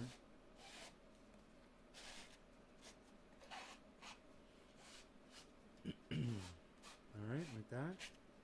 And now, take my two fingers and just... Right? Now, the more you do this, the lower quality will be down there, because you will eventually start grinding pieces of leaf in there. So remember to keep the pressure very light. But I want to get all of it right there in the middle. And I want to get all of that. Watch this. Just rub it right into the middle there. Not hard, but it's about focusing it all in one spot. And it's about not putting pressure, but just enough to... and you can do this as long as you want. You'll get more keef, man. The longer you do this, the more keef you'll get. But like I said, you will notice some impurities. So, now, let's see what the mirror looks like. Now, you remember what the mirror looked like when we started. There was a little bit of keef on there from the last time, just a tiny little bit. Here we go. Is keef a proper word to use? Yes, it is. There you go. That's the keef, guys, and you can pull this all the way out.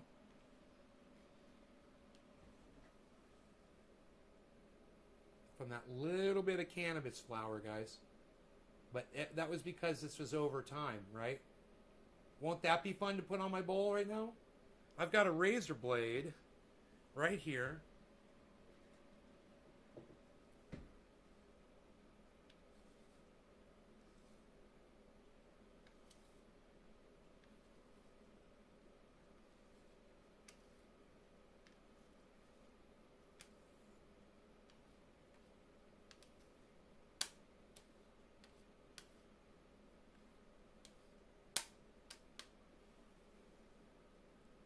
There you go.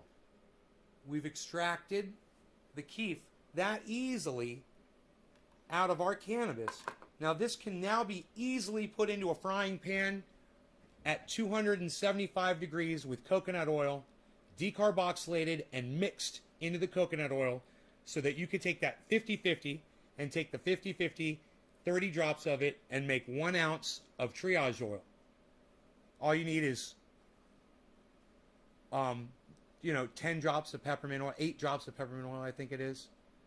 8 drops of peppermint oil and like 1 ounce of coconut oil in a little jar. Boom. There you go. We're going to smoke this now.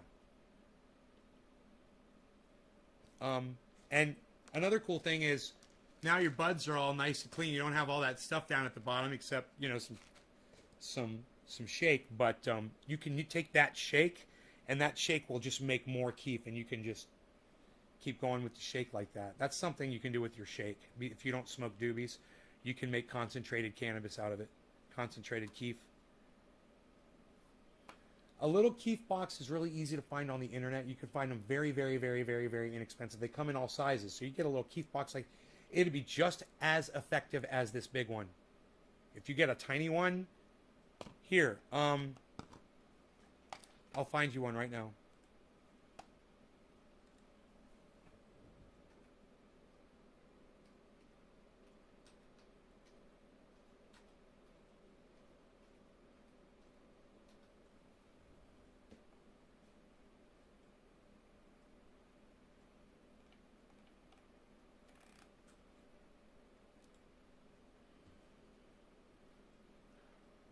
Yeah, Henry, I'm still live. These Keith boxes start at 19.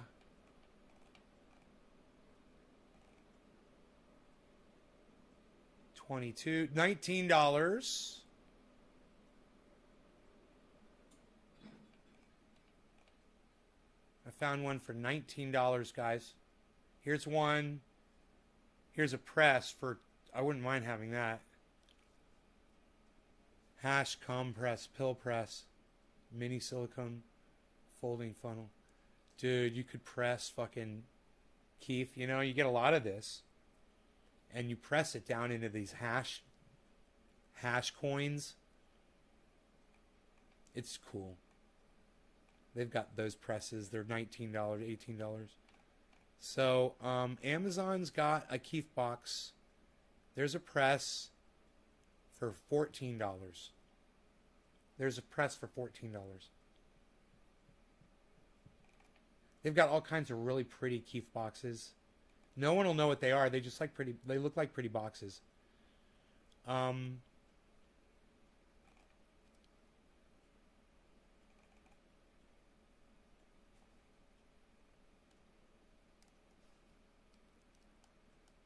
And you know, you can use a grinder when you're making doobies, and that'll save the keef down in the bottom chamber.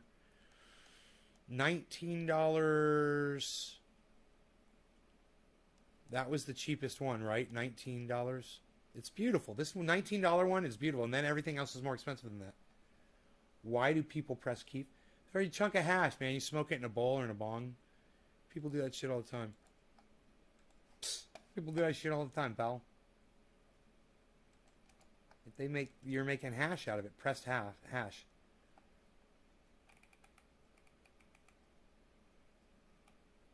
Keef, K-I-E-F.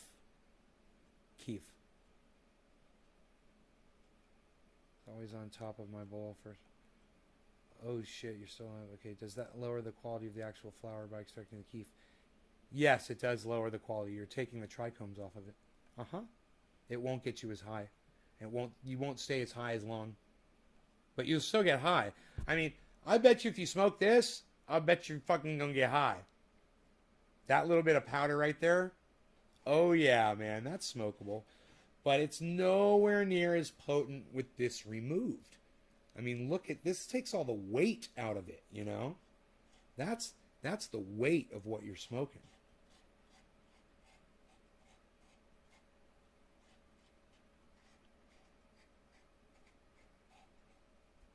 So, I'm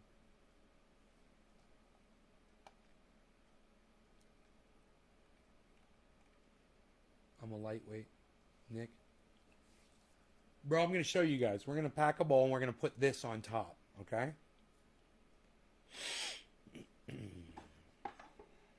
So this is, if you pull the screen out, which you can do, it's just in there really snug. You can dump this. Here you go. See, this screen is removable. So I can take this now and dump it in the trash. It's basically, I'm sure there's a use for this. It's just like, I don't need it, you know.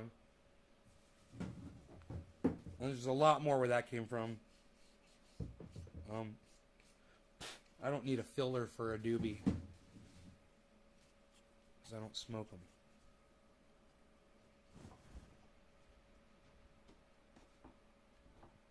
Edge of Tomorrow, son. What? Psst, nobody's even watching Edge of Tomorrow anymore, pal. That's a real movie. Nobody watches real movies anymore, pal. All movies suck today. 99% of all movies suck. You guys should watch that video on YouTube. 99% of all videos suck. So if you guys want a $19 Keith box, I'm going to go to Twitter and post that for people who want to be able to get, if you want to get started concentrates.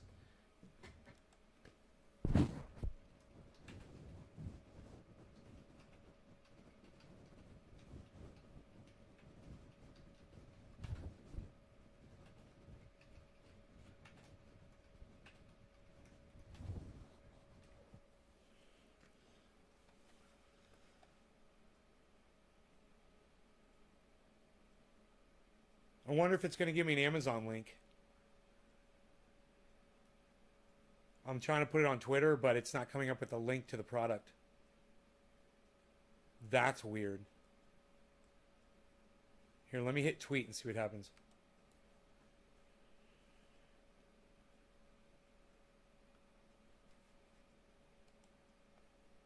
Oh, it worked. It worked. You guys, that's the coolest tweet. I win the internet today with that. $20. I said, get started for concentrating today. $20. Psh, pal. You guys should all retweet that right now. Dude, it's so cool. It's got a picture of the Keith box on it, man. It's only 3 inches by 5 inches. It's just a small little... It's so fucking cool. It's got different pictures of it there. Oh, yeah, it shows the screen. Shows the little mirror. Yep. Yep. Yep. The RYOT 3x5 solid top box in walnut, premium wooden box, perfect for sifter, monofilament mesh screen, glass base tray, prep card pollen catcher.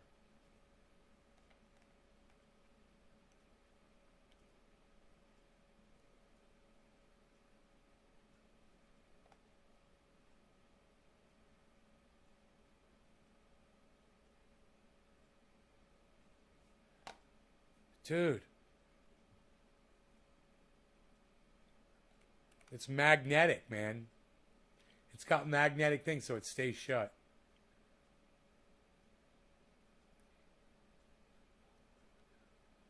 Full melt. Yeah, this isn't going to be full melt.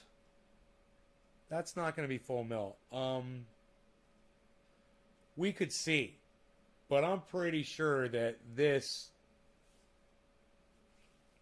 Bro, full melt is just the trichome heads, not the stalks.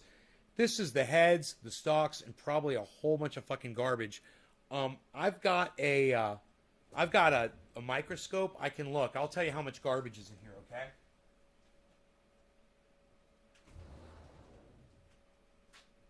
Full melt is just the trichome heads, man. That's a whole other level.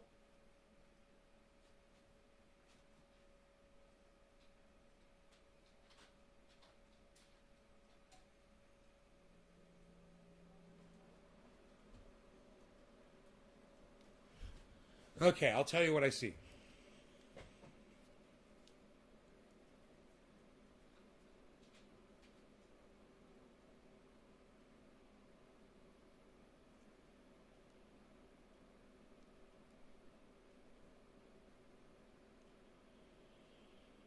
I see some trichome heads, and I see a lot of trash.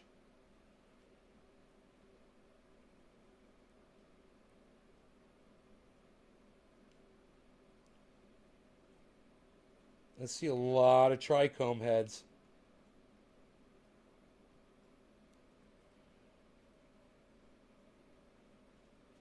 Hey, man, come on now. Oops. Maybe I shouldn't have done that, huh? That took a lot off of there. Holy shit.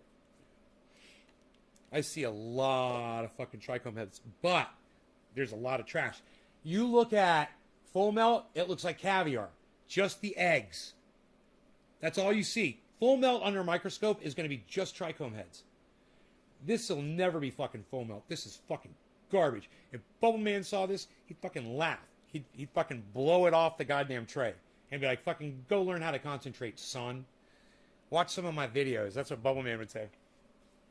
But, let's pack that bowl, son. Now, this has got ash on top. You know, if you want to just do the keef without bud on top, that's the way to do it. Just smoke with on top of ash, which would work just fine. So, let's go ahead and do that. Let me make sure this is strong enough to hold and not go through the hole. It should be fine. So, yeah, we're going to use the ash. Okay? Very common method here. See, I just take the bowl down here. And that's like, it hashed up, guys. It all stuck together. Like a big chunk. Okay, now, I want to show you what this bowl looks like.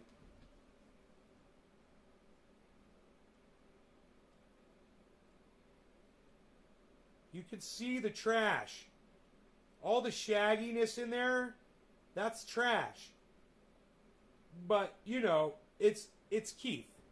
If you look at it with the naked eye, it looks like sand. If you look at it with a real high-def camera like we just did, or with a microscope, you'll see how much dried leaf and anything else is actually inside that. It's not pure by any means. So here's something we can do. Save a little space here on the table.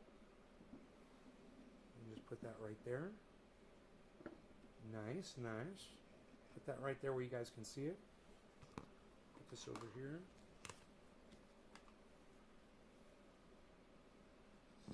Okay, now I'm not smoking everything on the mirror at once. No. But I did put a nice little chunk on here. So let me find my lighter.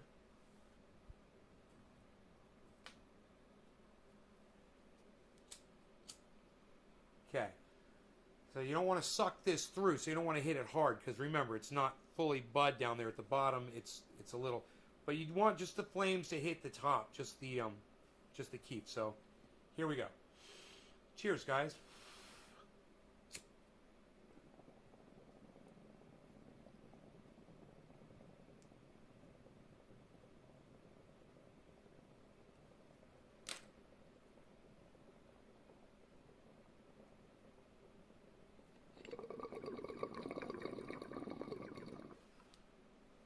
Oh, wow.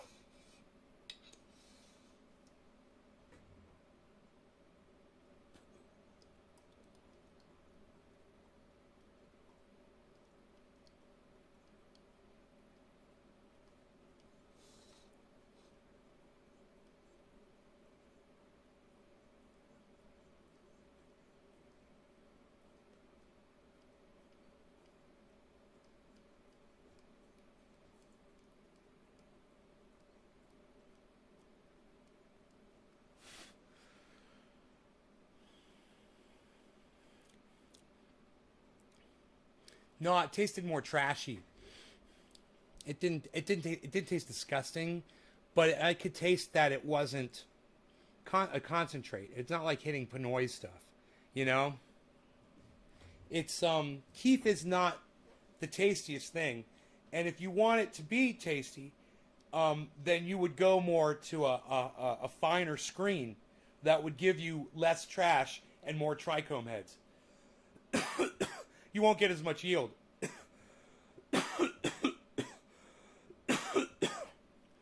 But it'll get you high as fuck. I'm getting visuals off of it. Literally, I mean, it's like... Yeah, it's nice. It makes things more vivid, you know?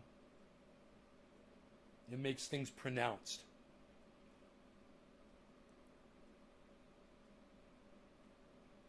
As part... The terps are in the trichome heads.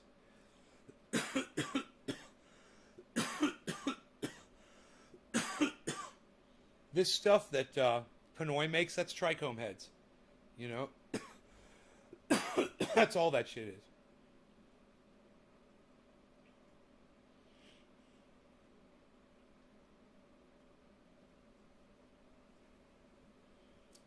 Dude, that True Black, it kicks in. And that's what that is, man. It kicks in and it's like, oh, you're on a chaise lounge on a fucking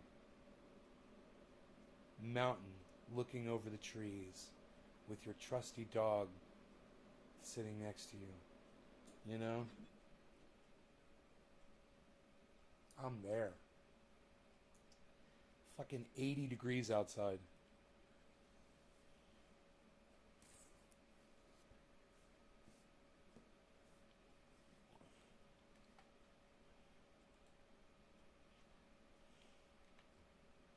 Hey, man, it's got 3 likes, 3 quote tweets.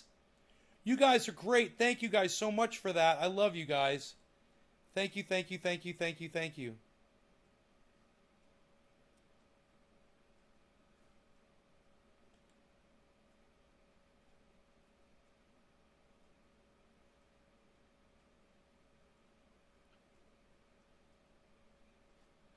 Randy, thank you for... See, Randy, you motherfucker, you know how to get to my heart.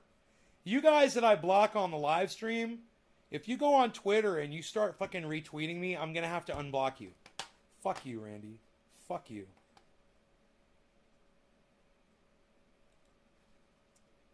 Now I got to unblock all of Randy's fucking channels. If you go to Twitter, dude, that's my... I have no defense. No can defend. Randy Church. Redneck Seabud. Yeah, no, you can't use the term redneck in my live stream. So I'm going to keep that one blocked. Dabba Dabba Doo 420 Church. Let me look at all these other blocks.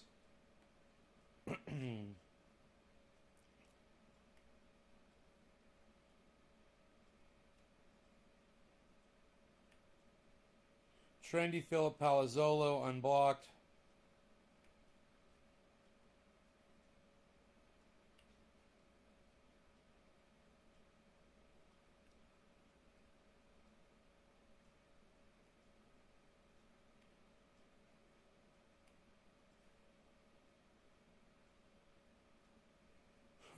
I'm not fucking unblocking anybody else. Jacob Chauncey Westschmers Humpkins. Okay, whatever the fuck. Four-name guy, you're unblocked. I think we're good. We're good. Why did I block Cloud99? I think I'll forgive Cloud99. I don't remember. I don't remember why. Done and done. You fucker. You know my goddamn kryptonite. You figured it out. Just when I thought I was out, Randy pulls me back in. Fuck you, Randy. Fuck you, Randy. Fuck you, Randy. Fuck you.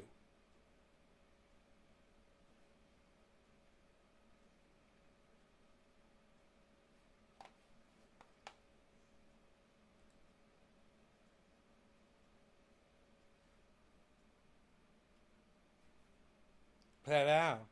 Flat out. I do what I want. Whenever I want to. Sometimes I want to do that. Sometimes I don't. Sometimes I just do stuff. Because I do it. I like to do stuff sometimes. Doing stuff. Like right now.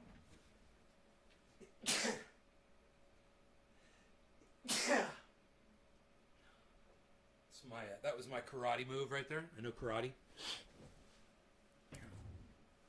Cloud99 couldn't claim his beliefs in God. He's pretty chill and nice on the stream. I think he just got a little upset. Couldn't claim? What do you mean couldn't claim?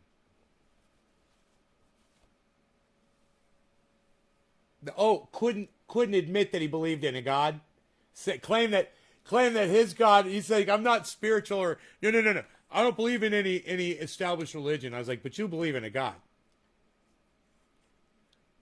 Which God is that? It doesn't matter. I mean, it's just as stupid as any established religion God too. It doesn't matter, but you're just as stupid as them. If you think you know the God, and I got a buddy, yeah, he comes in here all the time. I think he thinks, God speaks to him specifically, and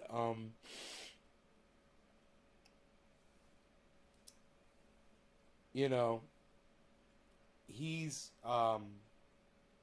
a special kind of a crazy, He's a special kind of crazy.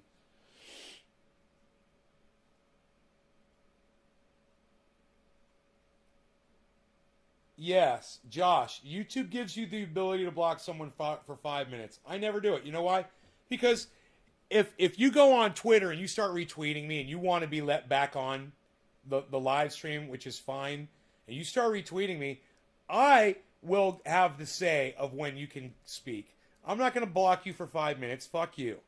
Not you personally, bro. I mean, when I'm blocking somebody. If I block you at all, there was a good reason for it. You were lying about something, or you were disrespecting yourself or other people. It's not a vast, list of things, man. You know, you're disrespecting cannabis, you're disrespecting me, you're disrespecting my audience, you're disrespecting yourself. That's it.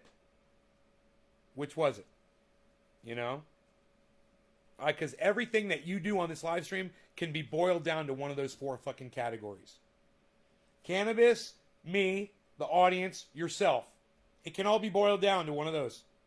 You've disrespected something, and I won't have it on here. You know? If you're a racist, you're disrespecting yourself. Give yourself a chance, man. Don't exclude yourself. You're being exclusive. Don't exclude yourself from the rest of humanity. You're outnumbered, man. There's way more of us than there are of you. Join us, man. Well, I hope one day you will join us and the world will be as one. That could be you. Imagine you're not a douchebag, hating people that are different than you. Doesn't that sound great? Join us, man. Nothing to kill or die for. Just a dab or two. I like this song. Imagine all the gardeners getting really high. You might say that I'm a trendy, but I'm not the only one who still considers themselves trendies out there. Let me hear from you. Give me some fists in the audience. I hope one day you will join us. And the world will dab as one. Dab as one. Look at fucking ORF out there fucking retweeting the shit. What? There you go. That's what I'm talking about. Stupid old man. Finally, he finally fucking gets it. There you go. Nick Brown, you. Nick Brown, you. You guys better hope I don't log into all my accounts. I'll start fucking liking and retweeting all your shit.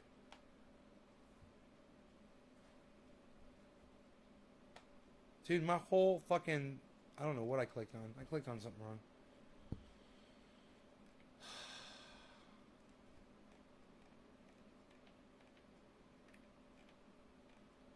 Dude, a miserable liberal lets me know what's going on with Jimmy Dore. I mean, it's cool.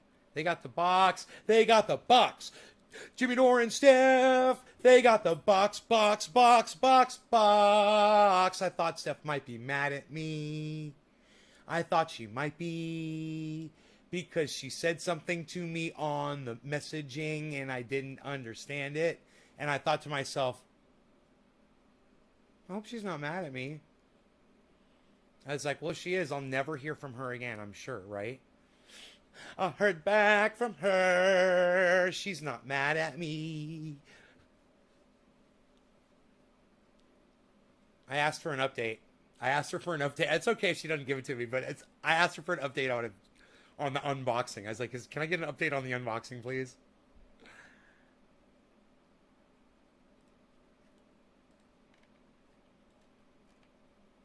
Freshly cut OG clones.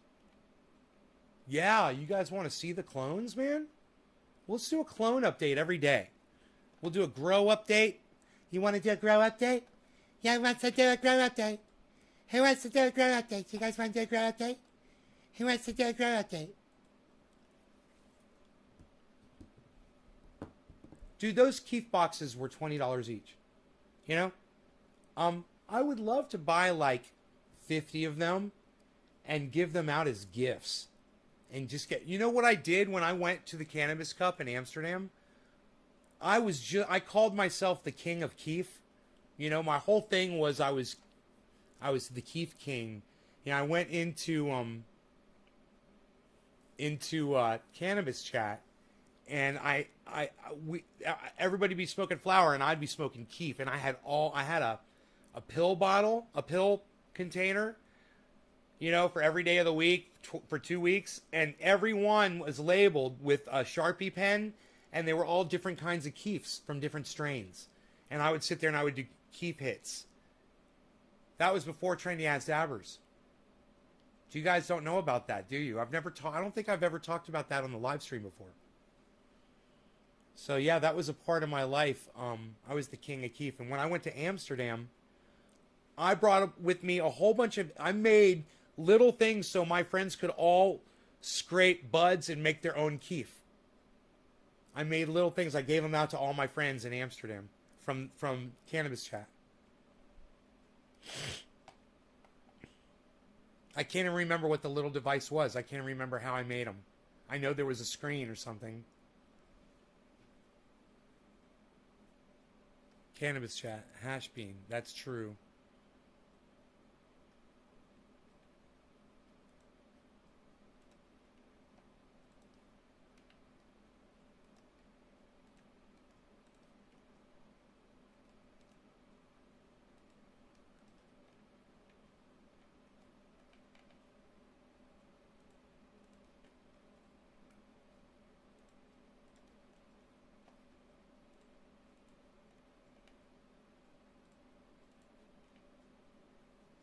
You guys are great, man. I'm retweeting all your tweets.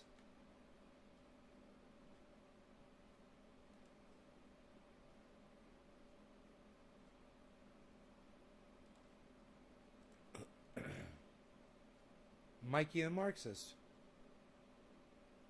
Marxism. Followed back.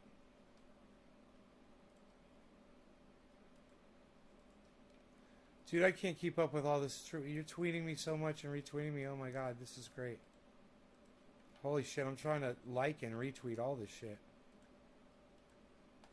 Nobody else retweets any of your stuff or likes any of your stuff, guys. None of you. It's horrible. All of you guys should all follow each other on Twitter, right? And you guys should all be retweeting and liking each other's tweets. You guys should consider that. You guys should be easy to find through my channel.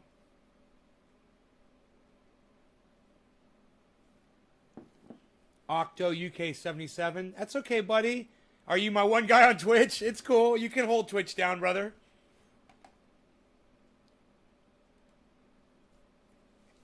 Hold Twitch down, bro.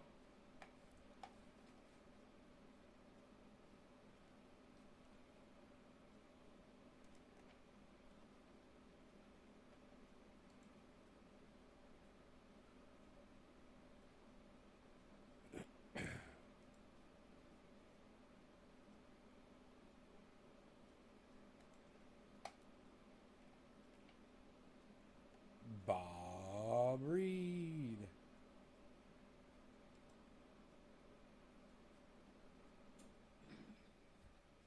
Macrame that bird's nest to the tray table latch and watch her beg for someone to untie her. Come on, y'all. Has no one else thought of this yet, or am I just too lazy to scroll today? Yeah, people had already thought of it. It's so funny. That is a funny tweet, man. If you go and you look at what other people had already written hours before I did, it was the exact same thing. They were like, tie her fucking hair to close the tray table on her fucking hair. I was like, oh my god, you guys are awesome. That is, I should have scrolled down. My vibrating in my phone is gonna fall apart. Haha, I guess I'm your one guy. Okay, I got this. Octo, holding Trovo down like a champ, says Trendy Nick. I hate the delay in the other platforms. Read the last message from me if you're feeling brave. Octo, I got this. Octo, I guess I'm your number one guy on Twitch. Octo. It's kind of like the science side of brain activity measured during meditation and people exhibiting unique traits in control of the body. Octo. Ever looked into the subject of binaural beats, brainwaves, theta waves, and cannabis consumption? No. No law regarding cannabis. Cheers, Kevin Vaught. Do you like that response, bro? How did I do?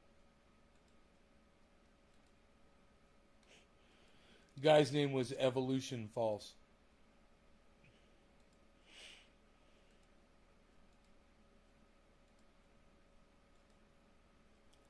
Oh my God, Cindy Bin 2001, guys. Holy shit. Oh my God, that is an old. Oh, that's my first troll, I think. I forgot about her.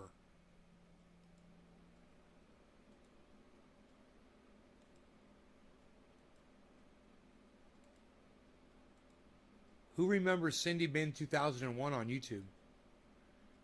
Dude, she got into dolls, and it got so fucking weird. Let me see if she's still there. I forgot all about her.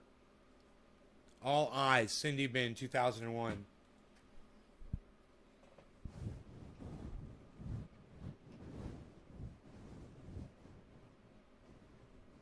Nope, not coming up. No results found. Dude.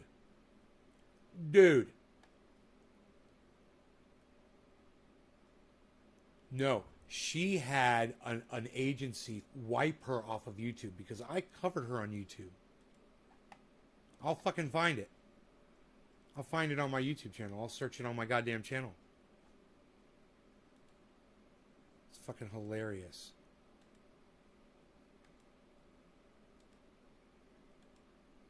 J-Bone.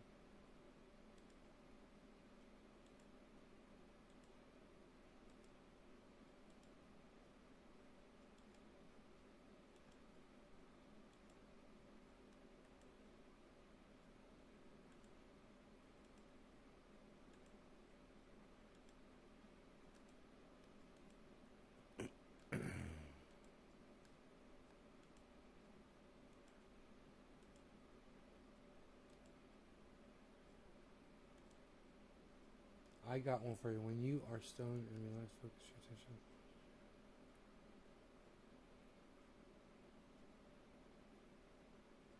That's just meditation, Matt. I mean, Octo, I'm sorry. I'm looking at somebody named Matt.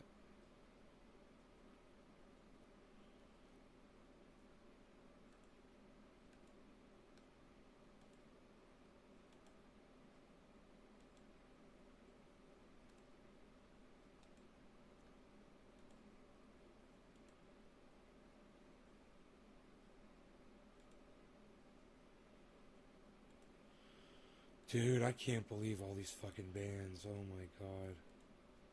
Billy Bong Thornton. I thought I lifted that band. What the fuck, dude? They put these in no specific order. But one thing's for sure. I'll be able to find fucking bands way faster now. Guaranteed. Because this is bullshit having to sit here like this.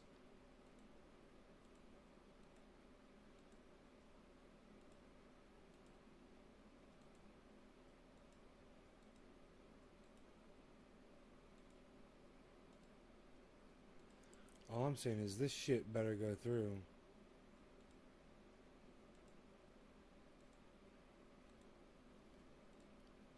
Dude, these are fucking old ass troll names, man. Oh my God.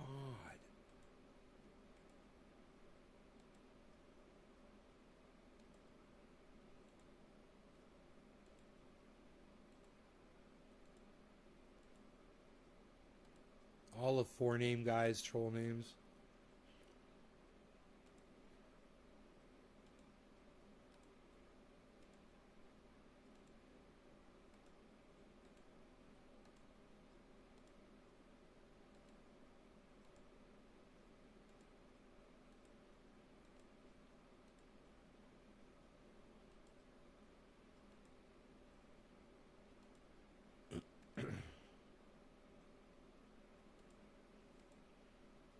Some of these names are so fucking funny.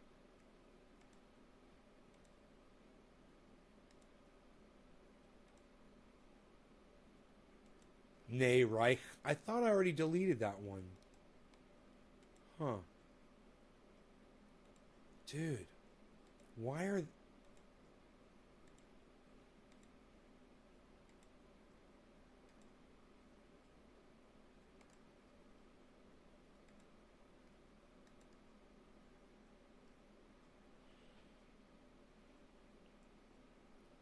It's supposed to be a sign. Yeah, it's not, Octo. It's just an optical illusion. Your eyes get focused on something, and you start seeing images around that aren't there, that were imprinted on your eye from staring in one place. Everyone knows about that, man. It's like you're... It's so weird that you're so easily... I don't know. I know you say it's supposed to, but you said, I got one for you. How old are you, Octo?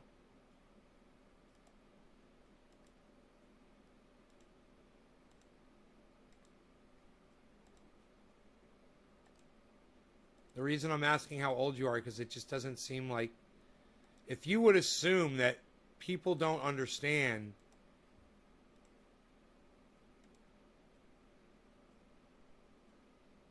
Trained with some unique people. Bro, you understand that's just your optics in your eye, how they work, right? When you stare at something. It's got nothing to do with an altered state or an energy system. There's no energy system, right? You understand that, right? You're not seeing energy, right? You understand that, right?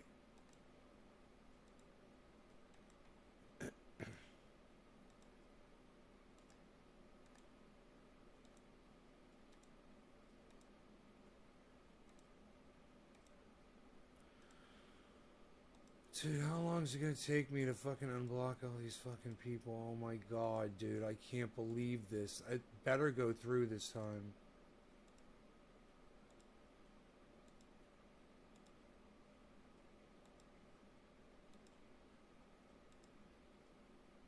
I wonder how many people watch this, people from behind virtual private networks, so they're actually watching live, but it doesn't count as an actual viewer. And they can't chat because they're not logged into YouTube. But they're actually watching it. I wonder how many people do that.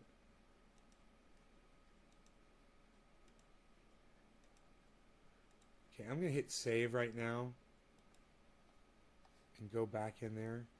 And make sure that shit's saved. Community.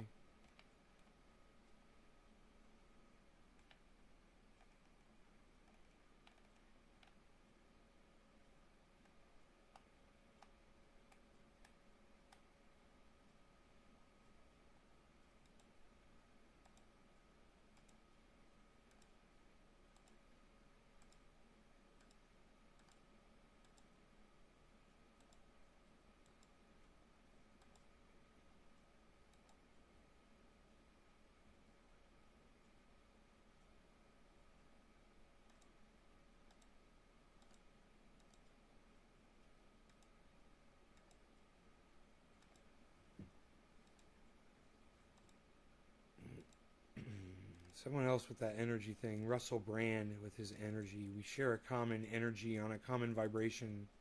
You can harness the energy. You can use it to fucking blah, blah, blah, blah, blah. It's from fucking movies. Stupid religious bullshit.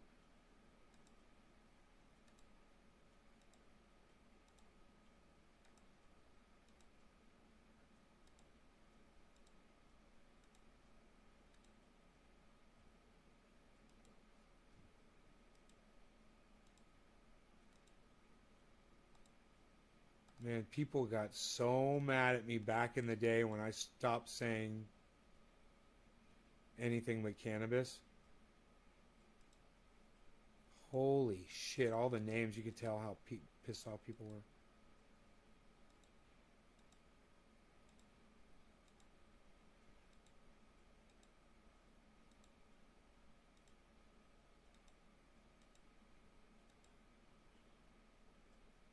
Review anything but tech. That's a funny name.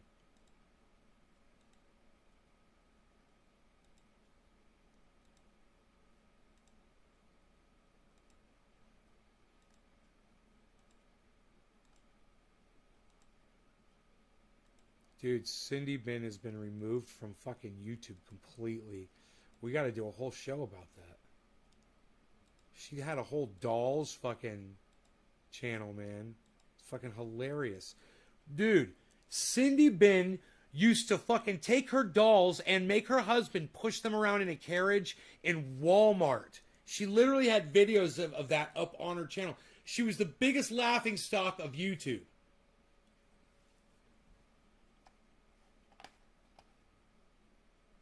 It's probably called Cindy Dolls now or something. Here, let me try that.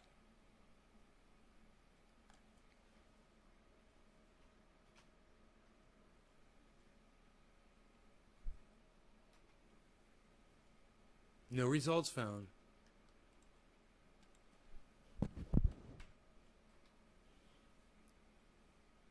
No results found.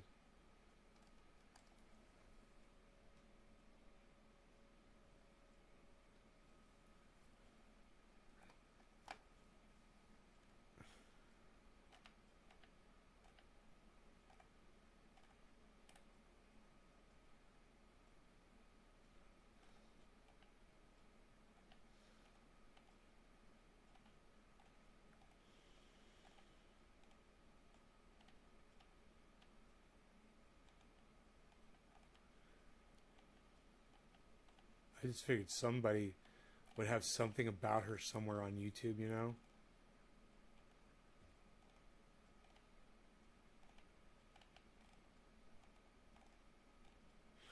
Dude, I'm going to go to my channel and I'm going to find it.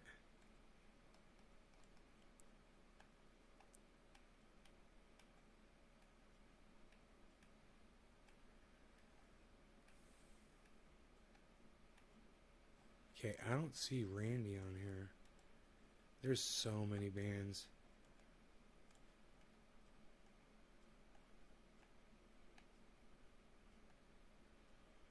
Wow.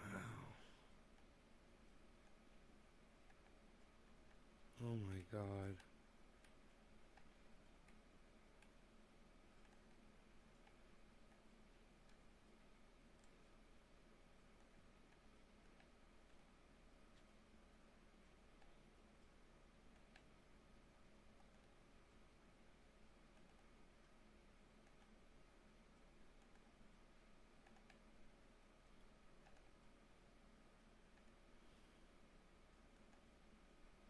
Okay.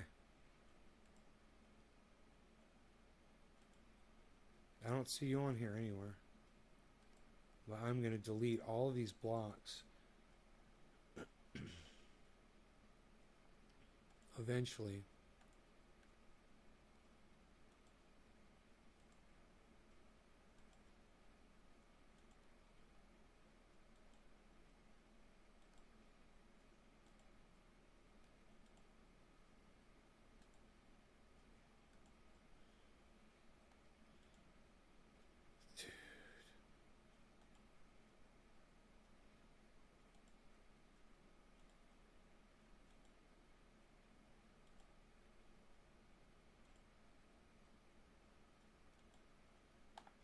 It's noon. I haven't eaten yet.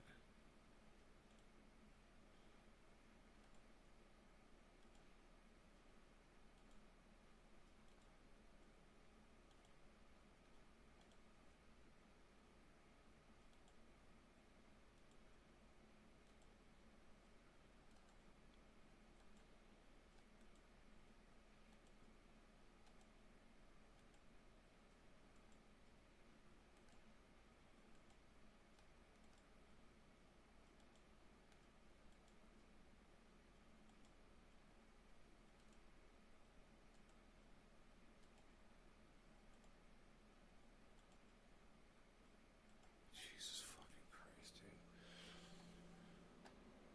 Cindy Bin. No, I'll find her here. Check this out. I'll find her. Hold on. I'll find her on my channel. Just hold on a second. Where's the search on here? Search across your channel. CINDI.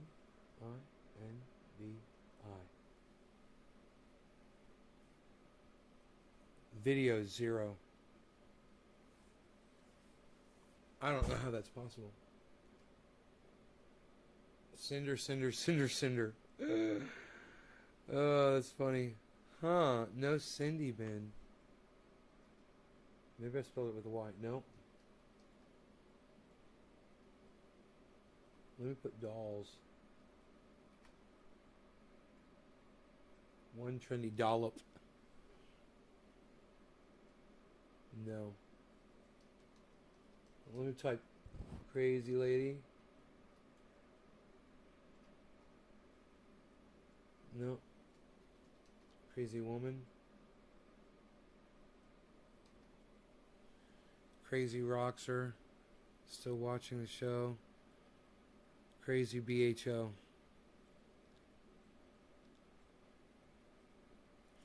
Oh, these are only streamed videos. Oh, wait, whoa, whoa, whoa, whoa, whoa, whoa, whoa, whoa, whoa, whoa, whoa, whoa, whoa, whoa, whoa, whoa, whoa.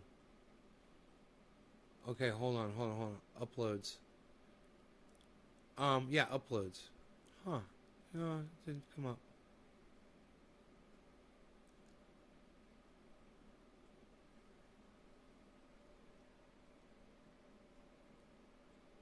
CINDIBIN. Yeah, I'll Google it now. CINDIBIN. Enter. Cindy Bin on Google. Facebook. A bunch of Russian shit. Type in Cindy Bin and then put dolls. Space dolls.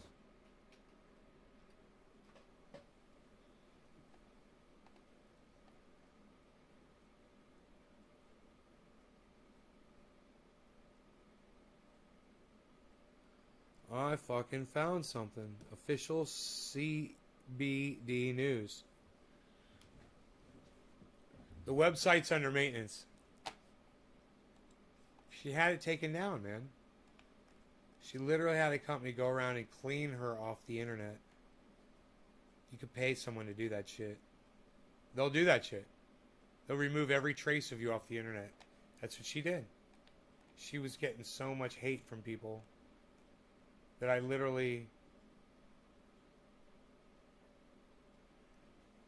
Generation Dolls. I think she was into one specific kind of doll. It was like called a, I don't know. They were like really lifelike dolls. Really weird, man. She was really into it. It's so funny the way she had her husband all indoctrinated.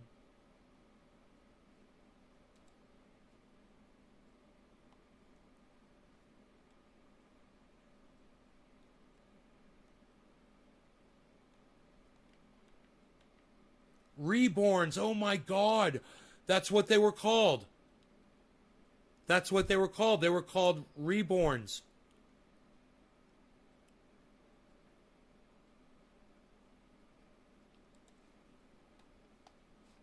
They were called Reborns. I found a video about them. Hold on.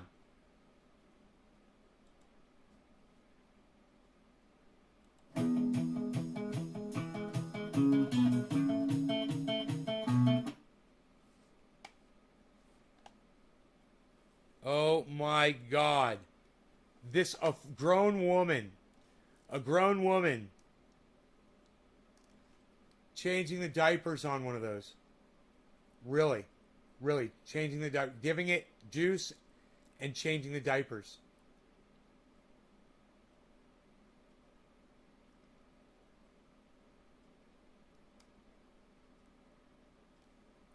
Fucking psychotic.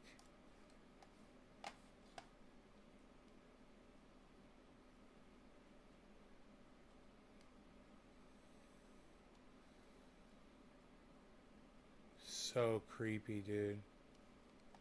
It is so creepy. This commercial is so creepy.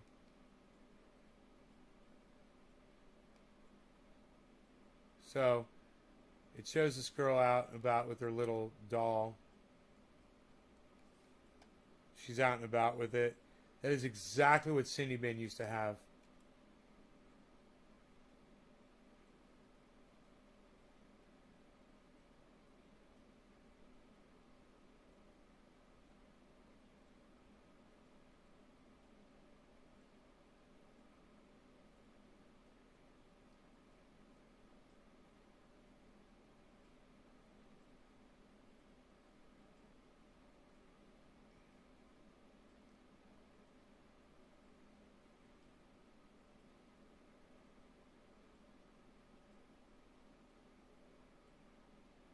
Dude, look at that little girl go to sled down that goddamn hill. Look at her go. She's a little fucking badass.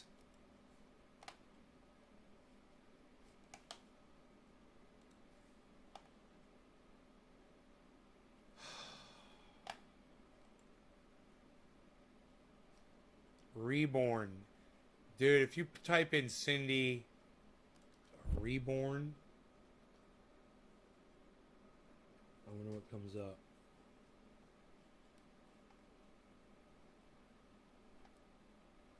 Reborn Living Dolls. This woman put her fucking address on her goddamn YouTube. Oh my god. Oh, it's a P.O. box, my bad.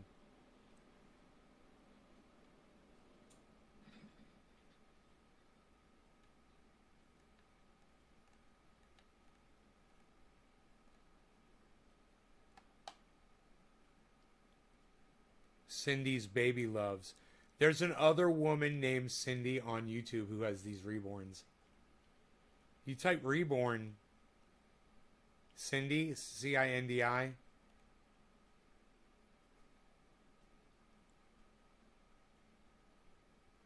Okay, here's a lady shopping for reborn baby stroller and car seat with my reborns.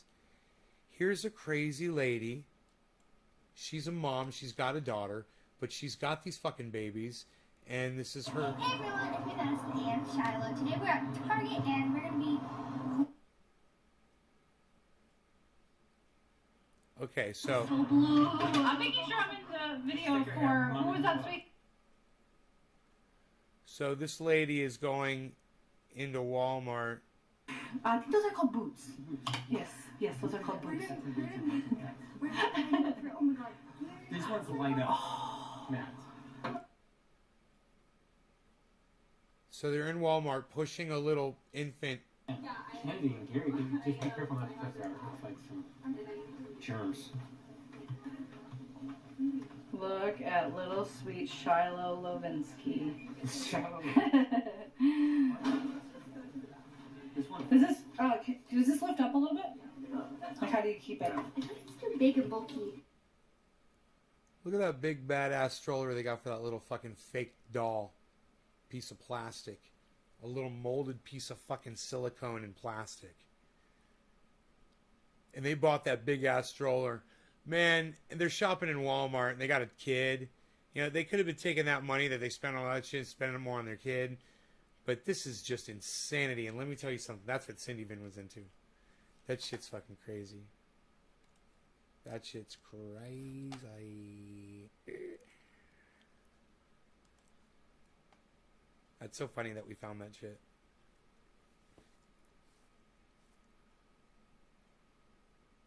How'd she earn the block? She's anti-cannabis. She used to come in my channel and she used to scream at me.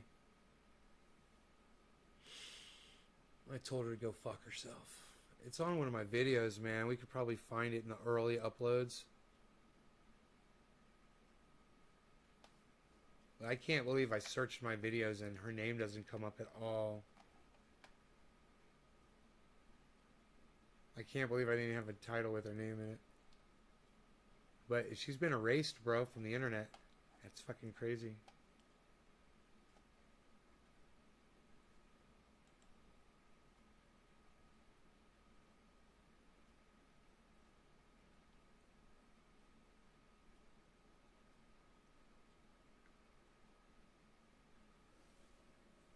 Out of coffee, guys. Sorry.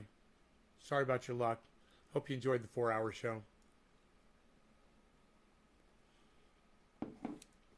20 seconds of me waving goodbye, saying I love you guys so much. Thank you for watching. I hope you enjoyed watching me extract this keef. During the show, you guys learned making your own triage oil is not proprietary. You guys can all do it. Coconut oil, concentrated cannabis, decarboxylated 275 degrees, mixed with coconut oil in a frying pan. 50-50. Take that mix. Once it's thoroughly diluted, make sure that that keef is diluted. And the cleaner the keef, the cleaner your triage oil is going to be. But, you know, I prefer using a cleaner concentrate. That's on you guys. 1% peppermint oil, 1% concentrated THC oil, 99%, 98% coconut oil. We're thinking about going like 97% coconut oil, 2% peppermint oil to try to help preserve it, because I've had some go bad that was sitting out in the sun for massive amounts of heat and long periods of time. Makes the coconut oil go bad, go rancid. But we'll talk about that later. I love you guys. I'll see you this afternoon. I'll see you 4:20 or 7:10 tonight. 4 hours. I might be too tired to do a 4:20 show, but hope you enjoyed the 4-hour show, guys. I love y'all. If you guys appreciate the 4-hour show, head on over to Twitter and start doing your stuff over there. All right. Bye, guys.